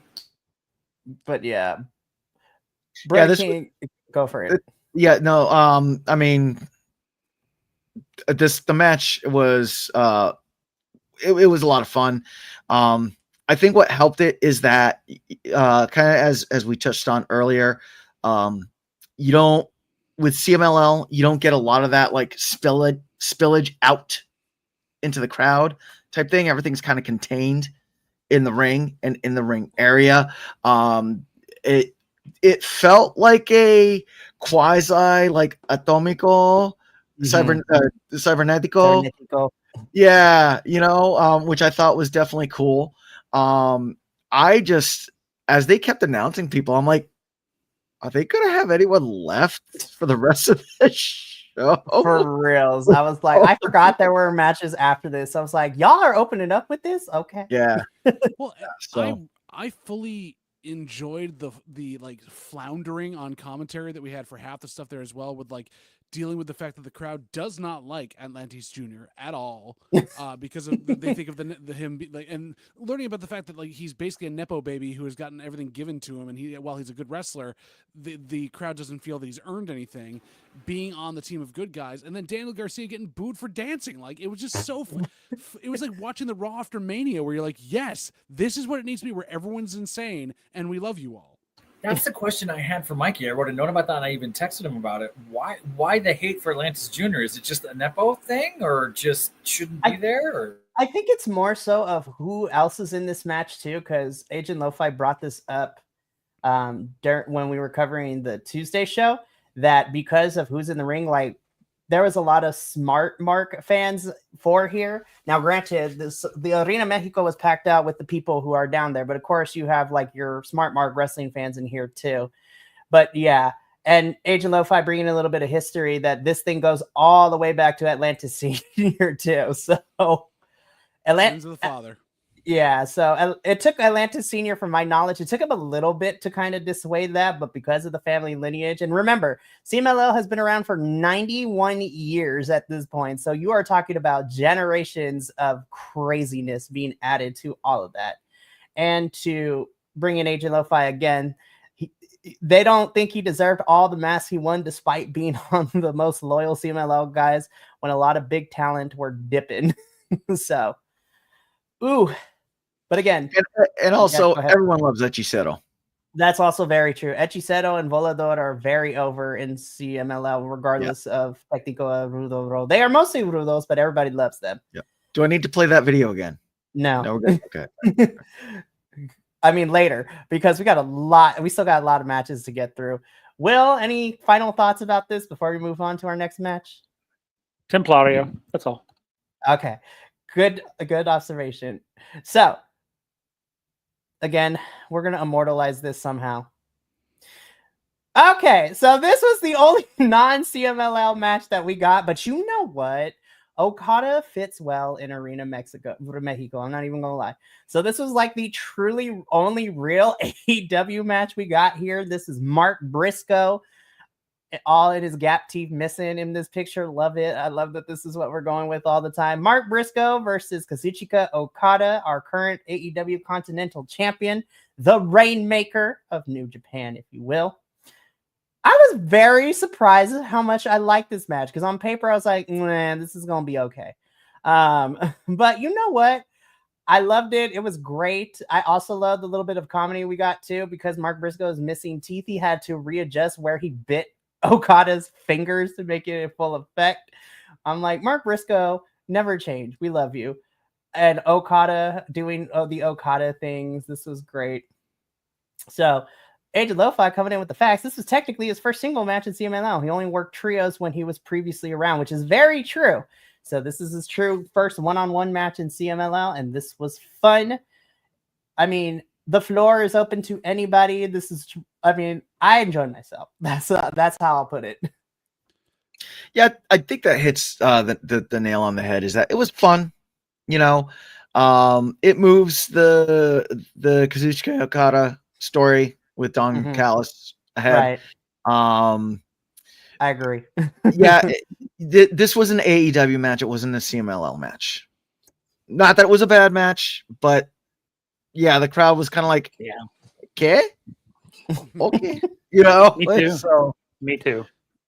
And you can feel it though. There's this sort of bump set spike with this American state style wrestling that they were doing that it's just not in CMLL at all. Yeah. There's this hesitation, boom, and then we're gonna sit in it, and then bam, we're gonna wait for the next thing, and then just this This match threw me off. Yeah, it's just so different. I just feel like the crowd itself was like, "Are you playing down to us? Do you need to like really like walk us through each set you're doing?" Like, because honestly, there you go. It's just, I mean, it's very strong, very much the style of the time. But I will say on the other side of it, this is the first time I've seen Okada work a style that wasn't like step, you know, big move, step, big move. Like he actually started to show flashes of what made him great in NJPW. The Rainmaker. I'd love to see if that can do something different. But yeah. So fun match, but yeah, different type of pacing. And this was truly the only real AEW match, because this was the only like non-CMLL, you know, crossover match, and it was fun. And I think we see this in this match and the next one, which you're going to, so this ties in. Yeah. There was a style of hold for camera, hold for this, hold for TV. It was a TV style match, if that makes sense. And I think Bunta and Will might be able to speak to that too. There's just this sense of, boom, this happened, this hit. Now I got to hold for the camera to be on me so I can smile. I mean, that was more prevalent. This is that was very prevalent in this match. So we're going to talk about MJF versus, you know, the poster boy, the golden boy, the, you know, like Místico is the CMLL like head honcho representative when we send people all over the place. I will say though, that entrance music, me muero. I will say it was good, but it did take me a little bit to get used to. I'm like, this is not usually Místico's entrance, but I'm here for it. I'm not gonna lie. But that, it was good. So, rabble. I'll just say also for both these matches, to go back off of the professor's point, it's a little overplayed that they are like looking for that camera shot. They've been told that for years, but there will be no one that will be as good at that other than Psycho Mike. So they really should just stop. I was gonna say Psycho Mike looking at the hard cam. Yes. So I mean, the reason I was grumbling about that is there was the story of Místico is long, treacherous, and convoluted.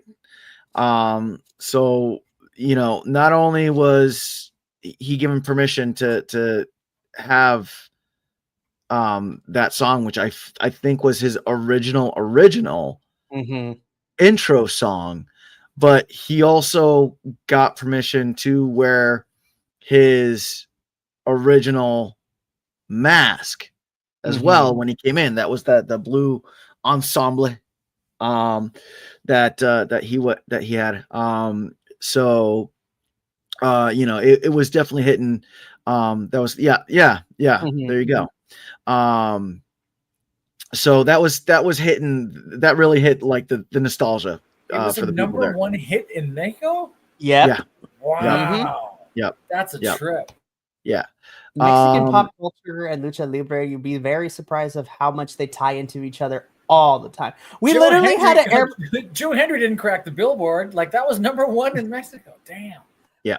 Back in the day, I will say this though too. Lucha libre is like, they are the celebrities in Mexico too.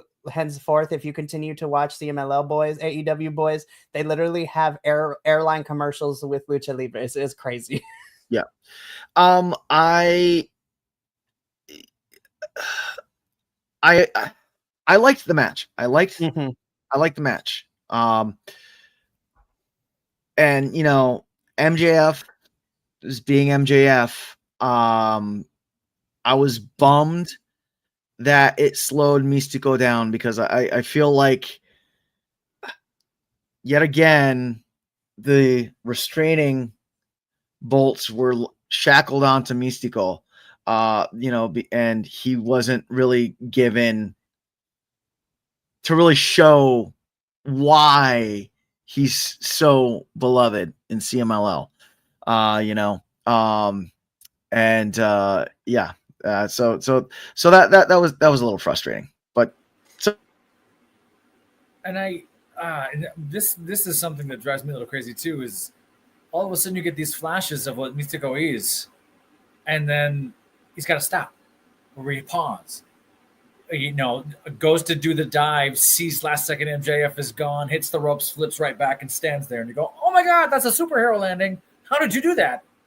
But then 30 seconds go by, 40 seconds go by, like the pace just drops, and it's just so much more obvious watching everything that's come up to this point. Every pause is a pregnant pause down here, and they're too darn long. I just noticed you changed your background. What the heck? I don't know what you're talking about. It's the master of the hard cam, Psycho Mike. We love and you know, I felt like, and I don't know if this was, man, I don't know. But MJF had this issue the first time he was in CMLL facing Templario as well. When he was United States champion, or US champion. US champion. Because it just felt like, you know, I was so excited because, you know, Templario, he's big and he moves, and, you know, I can't wait to see this against MJF. And it just like, it felt like, you know, in the back, they're like, "Oh, hey, mira, don't look better than the gringo, okay? So just," you know, and it almost hurt. It almost hurt. Again, wrestling match, it was fine. It was great. It told a story. MJF drew that cheap heat. I literally was playing colonizer in this match. Like, let's not even kid ourselves. On my little island here, which is the island of El Buntero Segundo, not the island of Adolfo, the nerdy Puerto Rican, that hack. Y'all need to stop bickering, man. I would love to see Mystico challenge MJF to a Máscara contra hair match, and MJF lose the match. Oh, absolutely. You know, there has to be some sort of comeuppance, especially fast forwarding to what happened after the match, because Mystico wins by DQ essentially, and rarely ever happens anywhere, and that's only with MJF can win apparently, which was kind of crazy. And, you know, MJF proceeds to take Mystico's mask, which then prompts, you know, Jet Speed to come out for the save. So the Speedball Mike Bailey and Kevin Knight, who we would see Kevin later in the week. But yeah, I'm just like, I agree. I think we're running this back at some point down the line. I would not be surprised if we get this later in the summer, later in Forbidden the fall. Door, maybe? Well, it depends on if Mystico can travel, because Forbidden Door, I mean, there might be less restrictions because Forbidden Door is going to be at the O2 in the UK. So I feel like it would be easier, but who knows at this point. Is he not allowed to leave the country either? Well, it depends. I feel like Mystico can.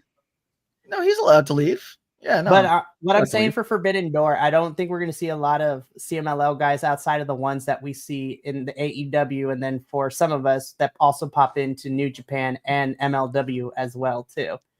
So I can definitely see Místico, maybe a Templario. I could see a Titan.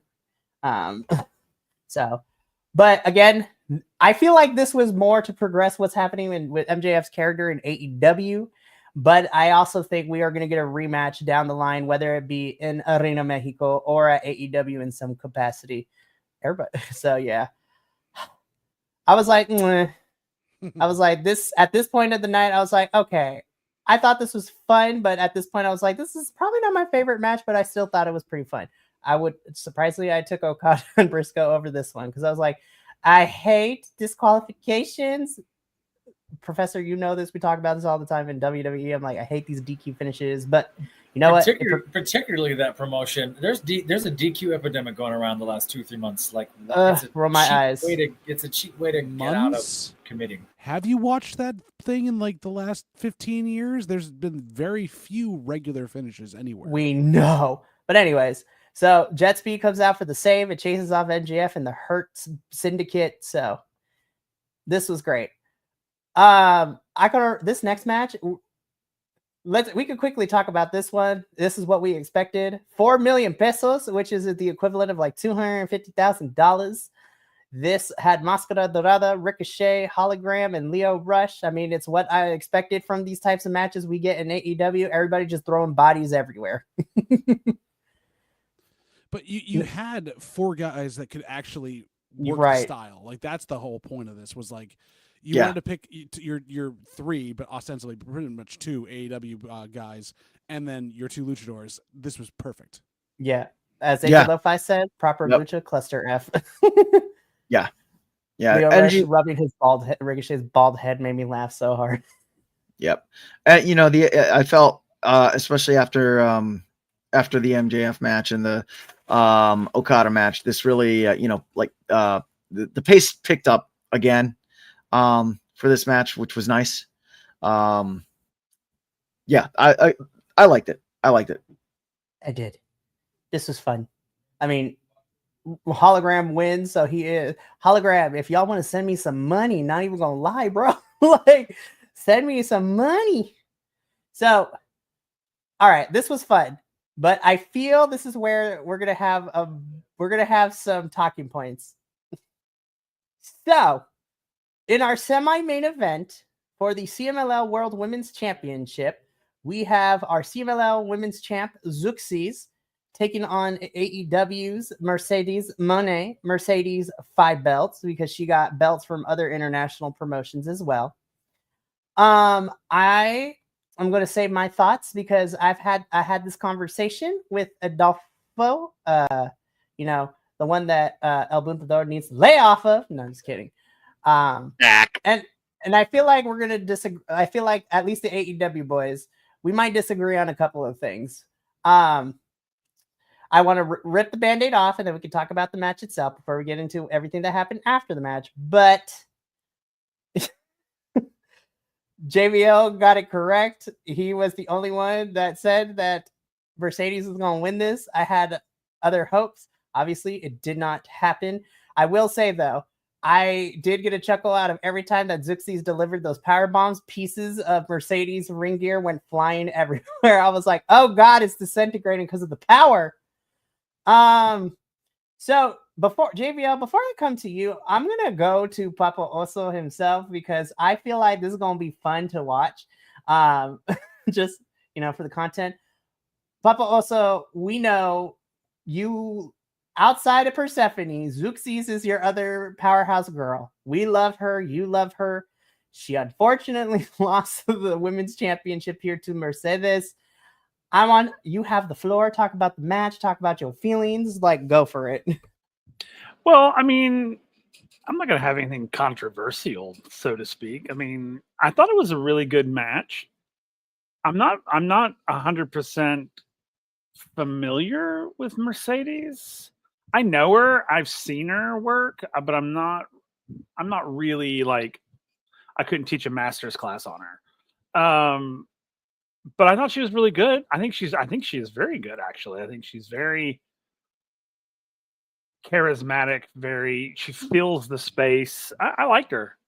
Now, Zuxis she's my girl, my second girl, because her and Persephone, my God, you know, even though they're completely two different styles, sort of like, you know, because Zooksy is like powerhouse. She's like, I'm just going to drop a house on you, you know, and Persephone is more of the sort of punch you in the face and kick you in the crotch type of person. But I was a little upset because first of all, I was like, I didn't understand why this happened. I mean,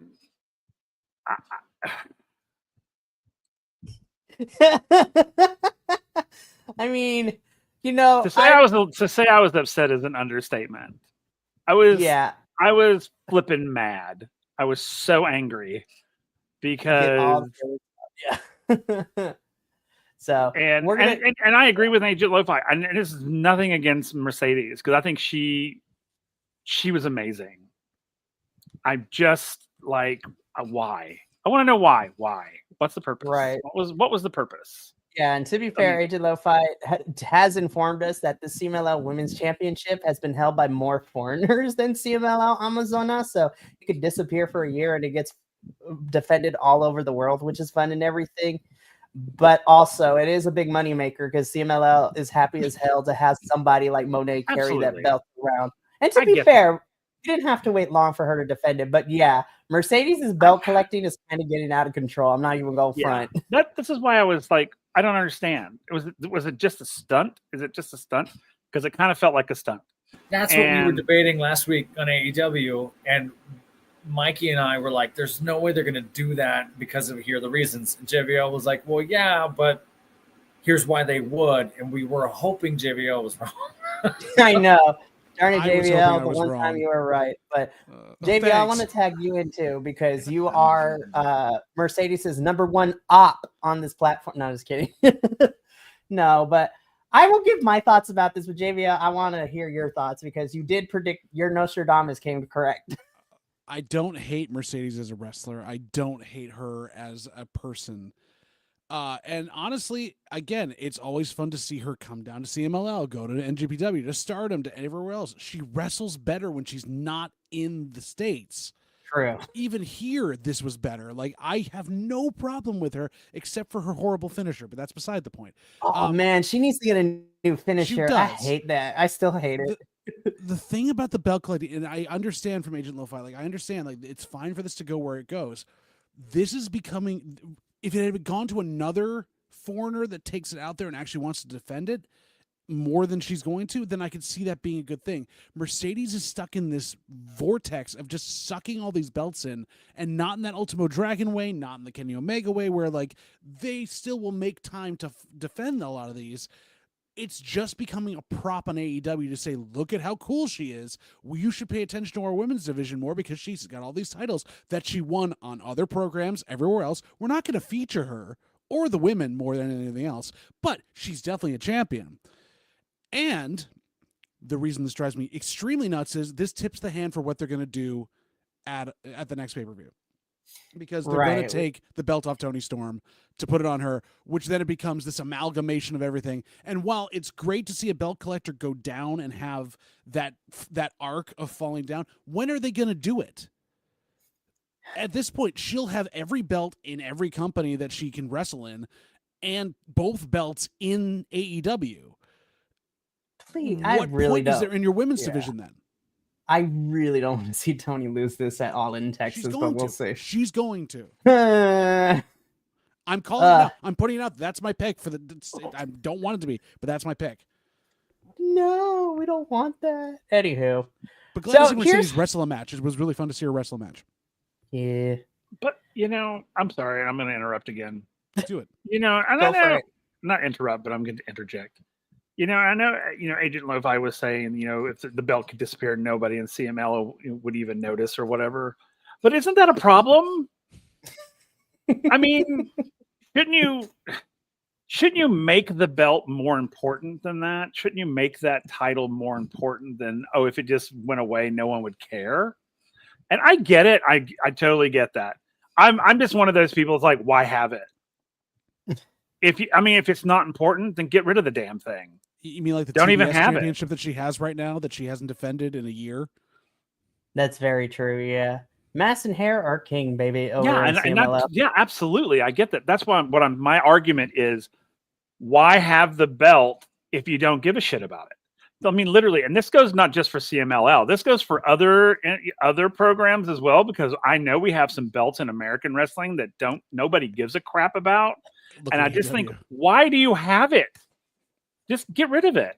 If it's not about the belts, then it's just about the experience. Then let's focus on that. Just get rid of all the damn belts, and let's just have some fun watching wrestling. That's because Mark's just wrestling thing there. I don't know if we could go into that right now. I'm just, it's just one of those, I don't know. It's one of those ideas that belts, in American wrestling, belts are super important. They are super important, Right. and I just, if it's not important, then why have it? I think, why make a big deal out of it? And I'm glad that you say all that, because we absolutely agree. And up at AEW, something we gripe on about is Tony Khan doesn't know how to book women and has messed up the women's division for years. If I'm timing this out right, based on the feed I'm looking at, doing the math, they got 7 minutes and 2 commercial breaks for this. They got more during Summer Blockbuster than they got here. That's for a title match. And 7 minutes intros to ending. That's awful booking. And there's no time to get anything going in here for that. Mercedes has been off and on since she got up here. And we've talked about that a lot over on the AEW side. Some weeks she's on it. Some weeks we're like, where are you going? What are you doing? She's been trying to find her way. Zeuxis took a header off that dive. Mm-hmm. Mercedes totally missed her. And I mean, outside of that, everything was safe and clean, and they looked like they worked really well together. But that was scary. That took me out of it. Like, oh my God, that mask saved her face. And Audrey jumps out of the ring, goes straight to her, like, oh my God, are you okay? Are you okay? So little things like that kind of took me out of this. It's a shame because I don't know Zeuxis very well. She looked awesome, though. She's awesome. Crazy powerhouse. Similar to Persephone, what we talked about, Will and I have a type. I was like, I can't stop watching you. Who are you? Can I join you on that? You're awesome. I do agree with JVL. I think it tips the hand a little bit of where we might be going with Mercedes Moné as some sort of Megatron of all the belts creature thing. God. Come fight me, whatever that is. She's about to have her own Power Ranger Zord with all those belts. Exactly. Just all the titles come to her at once. I think it's unfortunate. It's not Ultimo Dragon. It's Ultimo Dragon. There you go. Ooh. Damn. On that note. That's tough. And I don't know. I have a problem with, this is a rabbit hole, with belts in a lot of different sports, boxing, MMA, and other things included. It seems to matter until it doesn't, and it's prestigious until it isn't, because we chose. Yeah. I have a lot of words about belts. And I hate not to invoke other promotions or go down that rabbit hole, but it matters, then it doesn't. Then it does, then it doesn't. And it's silly. And cherry pick when it's important, yeah. It's harder to tell a story if that tradition is gone, and I've talked too much. Please give it to Bundador. Bundador, go! I am average Amazon matches in CMLL. As you saw the previous night, they average 15 minutes. Average, right? So a 7-minute Amazonas match, women's match, is just abysmal, I get it. And the points that Agent Lo-Fi put out are valid. I'm frustrated with this match because we've seen Zeuxis really cook, and it just kind of felt like she got in there and it was just like she was like right off the get-go, she was just trying to hit finisher like that, just to try to get it done fast. And you really didn't get to see how, the Puerto Rican power, as she's called, yeah, there were those cool moments where she would just power bomb the crap out of Mercedes, and Mercedes costuming just went flying all over the place. But you really didn't get to see Zoxys and how well she does wrestle, and how she mixes her ring acumen with her power. So that was frustrating. The match was all right. I felt it just set up the meme that we got afterwards. Well, let's just jump into it. So my closing thoughts on all of this. I'm coming around to Mercedes. Again, I agree with JVL that she does better when she's not wrestling in the States, because against, when she's in New Japan and in Mexico and, the UK, like, she does great. And and I don't hate her either. And I'm coming around to her, but I'm just like, again, we're eventually going to get the downfall where Mercedes starts losing these championships left and right, and then she has no belts. But the question is, when are we going to get to that part of the story? I don't want her to take the title off of Tony at all in Texas, but who knows? So speaking of which, I thought we were starting with the downfall of Mercedes at not Dominion, at the other one, when she lost her NJPW belt. She lost the title to Azumi, who's in Stardom holding that thing. Yeah. And I was like, okay, so we might start. I'm going to withhold judgment, because in a couple of weeks, Mercedes is heading back to the UK, like right before All in Texas. She'll be at the Rev Pro Summer Sizzler event. So she's scheduled to have a match. So who knows if she's going to walk out of the UK still as champ, but who knows? So I'm going to withhold things. But speaking of Timeless Toni Storm, I do agree. I would love to see Mercedes Moné and Olympia at some point. That would actually be a really fun match, not going to lie. But speaking of Timeless Toni Storm, Mercedes wins. She celebrates in the ring. Where in the world is Timeless Toni Storm, Carmen Sandiego? Because this promo was amazing. Now, her Collision promo was fire. If y'all haven't seen the promo from this past Collision, that was the only bright spot, because I have a bone to pick with Collision, because we literally had... I was like, you took one step forward with that promo, and then you made Chris Statlander look really small and afraid of men, which should not have been the case. But we'll talk about that off air. This vignette was amazing. Yes, Agent Lo-Fi. Timeless Toni Storm, no stranger to Arena Mexico, because she was over here previously too. It was fantastic. She does this promo because Mercedes has always been getting the one up on her on AEW television, attacking her. So we get into Arena Mexico. The lights point at, the entrance ramp, and who should it be? But everybody wants Mina. Mina Shirakawa pops up, who has aligned herself with Timeless Toni Storm. And this is my favorite meme. This is the meme that is going to forever live. So Timeless Toni Storm pops up behind Mercedes. She's wearing this fabulous red coat. Love it. Mercedes tries to run. Tony German suplexes her with all the belts still on her, which was fantastic. And these two end up fighting. And Timeless Toni Storm gets on the mic and basically says, "Is that you want to fight? Well, you got a war." So I'm just like, I love to see that Timeless Toni Storm's thighs can lift that many poundage. Timeless Toni Storm, you bisexual icon. We love you. Juice Robinson, you are a very lucky man. We are jelly.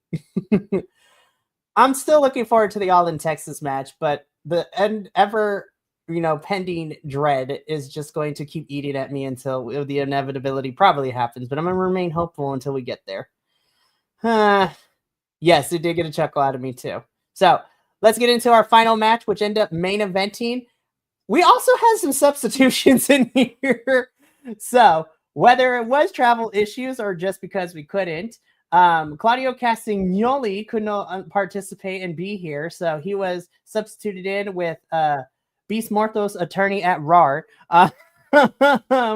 So this 10-man tag, we had the Death Riders, which is Beast Mortos, John Moxley, and Wheeler. Tonight will be the night that I will fall for you, Wheeler Yuta. You cannot tell me with this haircut. And they are teaming up with the Young Bucks of Matthew and Nicholas Jackson. And then they are taking on the team of the Ops, Professor's favorite team name, all of AEW. So the Ops, which is our AEW Trios champions of Samoa Joe, Powerhouse Hobbs, and Katsuyori Shibata. And then they are teaming up with, Will Ospreay, who we all are very familiar with through various companies. And then whose house? Swerve's house, Swerve Strickland. I gotta say, I had fun with this match. I was kind of let down by how we ended up getting here. I was just like, y'all, there's something wrong if I will take Briscoe and Okada's match over this one. I was kind of let down by this one. I wasn't expecting what we're used to in CMLL because these are all AEW folks. And it was fun to watch Beast Mortos come back to CMLL. I did just want to point that out that Tony Khan did go to the head of CMLL and asked for special permission for Beast Mortos to come back. So that was definitely a special thing to see. Lo-Fi giving us the backstory too. Yeah, he got a start in CMLL as Semetan, lasted 4 years before going to AAA, which was a big no-no. And AAA and CMLL got beef like that. And then he became Machine Rocker, and then he became the Black Taurus, which Will and I are familiar with in TNA before coming over to AEW, and now he is Beast Mortos. So it was really cool to see him here in Arena Mexico. With that being said, I was a little underwhelmed with this match, not even gonna lie. Yeah, I love the pop Will Ospreay got. Oh, Ospreay is great wherever he goes. He's gonna get that pop. And Swerve too. Yep, and I did get that Will Ospreay in Arena Mexico moment that I wanted. He wasn't fighting a luchador, which made me sad. Could you imagine him in Máscara Dorada? Gosh, him versus anybody. Hopefully that happens someday. I think the 14-man at the top had the energy and the let's go that this one obviously didn't have. This was for the States, right? Yeah. This was, let's start every square off with forearms. Bam, bam, bam, bam. Well, you're John Moxley, and that's all you do. Yeah, let's do that for 45 seconds. Let's all take a turn beating on Wheeler Yuta for about 90 seconds each. Wheeler, man. And then move into the next spot, right? Like, it got a little calculated. That drove me a little crazy. I love seeing Mortos and Samoa Joe going heads up. Give me that someday. That was like, put that out there. I love hearing that Joe never thought he'd get down to Arena Mexico at all. Which is crazy in my mind. That's wild. I actually think Ospreay worked really well with the Young Bucks. They had a spot in the middle here, and that's kind of weird for me to say out loud. They did some really cool things I hadn't quite seen before. I'm biased. I love Powerhouse Hobbs. I don't think he got to show out enough here. No. And neither Shibata either. Like this is kind of where that action figure analogy goes on higher. There's too much here, and because we know Hangman's gonna come out. We know the ending, and this kind of got truncated somewhere. I don't know. I too much room to breathe. Just kind of a plateau heading to the end. I don't know. What does anyone have? Really quick to answer Kiltman's question. I cannot recall. I don't think there was no walkaway spot. Getting the walkaway, which was sad. I wanted to walk. I was looking for it. I was like, come on, give us the walkaway. But he didn't get it, which bummed me out. There's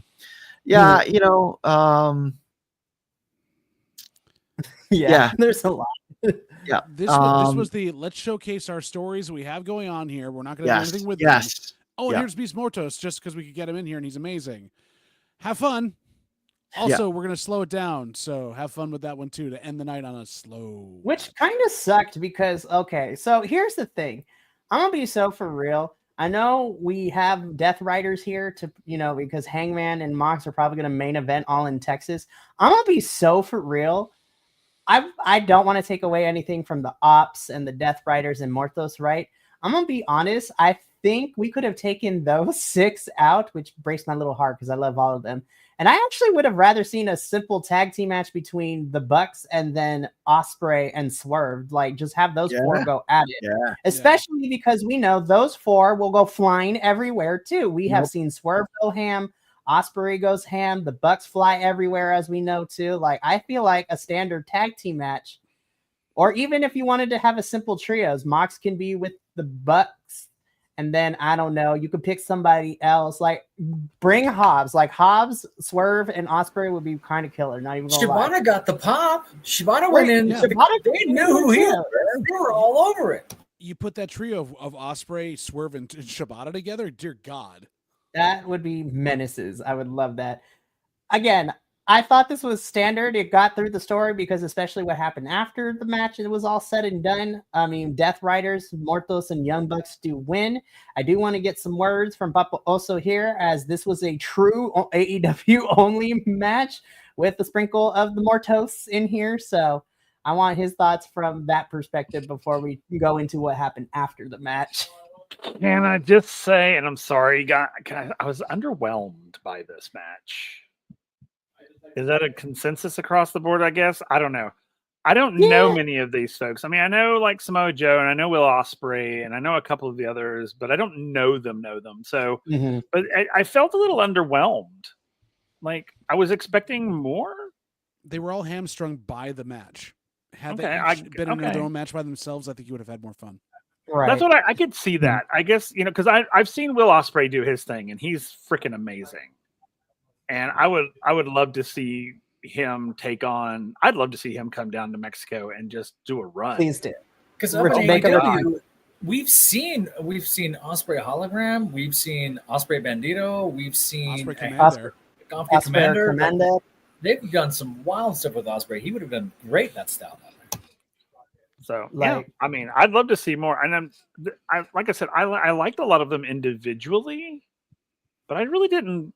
I don't know. I was really kind of like, oh, okay. Like, I would not say, hey, if you want to get involved, if you really want to get into AEW, don't watch this match. Don't watch this. I'm gonna be for real. I'll be like, watch Briscoe and Okada. Not even going front. Like, I would take that.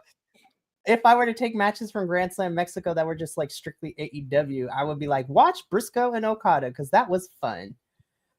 But so that was me. I mean, I felt a little underwhelmed by it. Yeah, I mean, Mox, the Death Riders, the Death Riders, Mortos, and Bucks pick up the victory here. Moxley rolling up Swerve with the handful of tights, as we all come to know and love. Not really. And then we get a fight. We get a brawl. Hangman Page comes out. He goes to buckshot lariat Mox. Mox gets out the way, and I believe what was it? It was Matthew. Matthew was the one that got the buckshot, right? Or was it Nicholas? I think it was Matthew. It was Matthew. Okay. So Matt Jackson gets the buckshot. Nicholas is like, what the heck, man? Hangman Page was like, you got in my way. That's what happens. I told you we were done. Like, we're over. Finito. Bye-bye. Go away. Mox tried to come in, but he wasn't able to take out Hangman because everybody else was still there. The good guys, technically, as the show goes off the air with their hands held up in the air as the show goes off. Dare I say, I think the actual CMLL and AEW crossover matches we got in Grand Slam Mexico definitely hit where they needed to. But, the strictly AEW matches were kind of the low points for me of the show. But I will say, overall, I was vibing the show. This was a lot of fun. And I agree with Agent Lo-Fi. I feel like some of these AEW folks need to come back for another visit. Can I hot take something real quick? Sure. The true AEW matches, would you say that had they been anywhere else other than Arena Mexico, like if they were in the States, that they would have been actually good matches, but because they were in Arena Mexico and after everything that we've saw, it's just kind of like, wow, you're giving me Taco Bell wrestling now. I think we would still be nitpicking them for sure. They just wouldn't contrast or stand out the way they did. Okay. I also think Depends I'll buy on that what- for $1. That 10-man, we still would have talked about. We would still would have had a huge question mark. It wasn't trash. It was just a little. What are we doing? That spinning our wheels. 14-man, like, oh my yeah, god. we spinning our wheels. I also think it would depend if we were to get this Grand Slam with Lucha Libre of CMLL stars coming over. I think it would also depend on the city, because as we have seen covered in both CMLL and MLW and some other places too, it depends on the city. So we know that Lucha Libre will go over in Chicago because, of course, Chicago is a wrestling crowd. We also saw that Los Angeles would be a very hotbed of Lucha Libre action too, and that goes over in Los Angeles, California as well. What was it? Savannah and Memphis are like the two wrestling cities that are just garbage. Who hurt them? Georgia don't cheer can for never anything. have another event ever because they were bad. Georgia, What'd you say? was Which one? so bad. Georgia. Which one, Mikey? Atlanta, Georgia, Savannah, Georgia, all the Georgias. All the Georgias? I'm still bitter about that, but yeah. Agent Lo-Fi, and that will be tomorrow's review. Fantastica Mania was the I agree was the happy medium between the two, which the CMLL that had the boys better Mercedes Monet match. It did. I agree, 100% Oh my agree. God, it did. Her versus La Catalina was fantastic. Yeah. And I was full circle moment. We first started with Fantastica Mania Mexico with La Catalina fighting Stephanie Vaquer for that championship, and then to round out a year later, La Catalina once again fighting for the title, but against Mercedes Monet. There's a picture on the CMLL, like Insta, Facebook, Twitter, where they do the promo shot of the belt with all the people, and she's just staring daggers at Mercedes. Yeah, I'm only an hour in, and it's far more interesting than Grand Slam. Oh, man.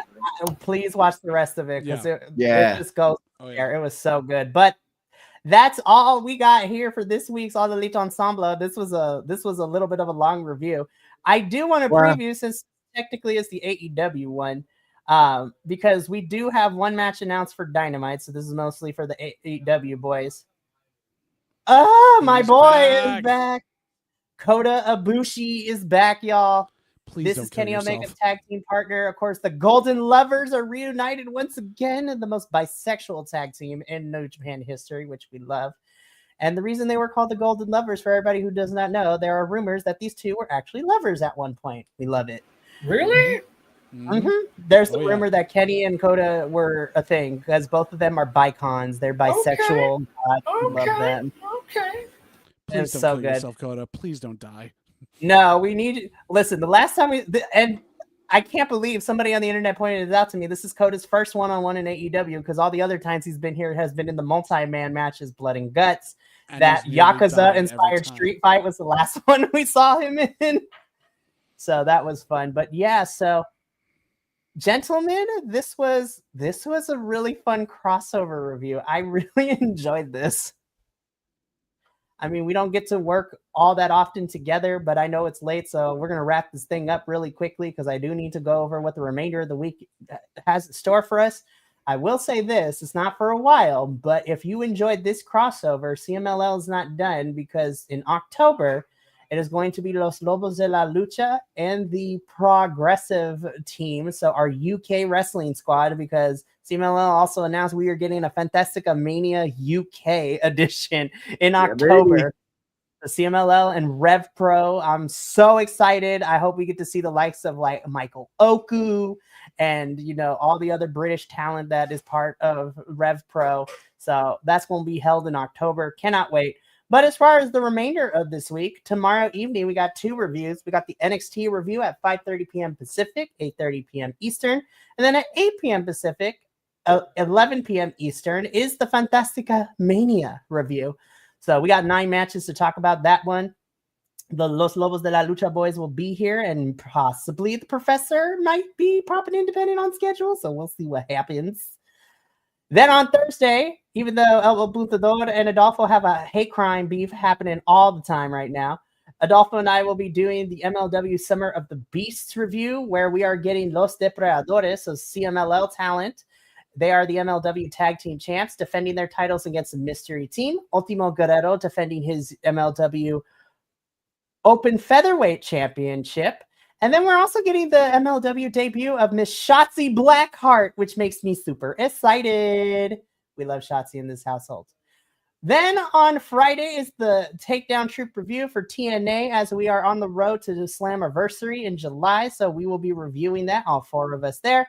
And then we are wrapping things up with our WWE review post Night of Champions and just Raw and SmackDown being a thing this week.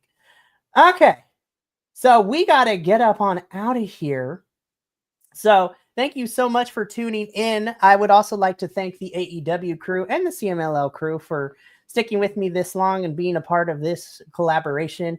I'm going to be so for real. There was that thought in the back of my mind that this was not going to happen. I thought we were going to miss one person at least, but I'm happy everybody was here for this one. And I look forward to more collaborations in the future. But from us here at Los Lobos De Lucha and the All Elite Ensemble review, and of course from all the rest of the VC WrestlePod family, remember, take care of yourself, love one another, stay biconic, and more importantly than anything, you always deserve to finish your story. We got a plethora of reviews happening later this week, so we will see you all then. But until then, sayonara, adios. Make sure to take the time to love yourself, take care of your neighbors and your friends in these trying times.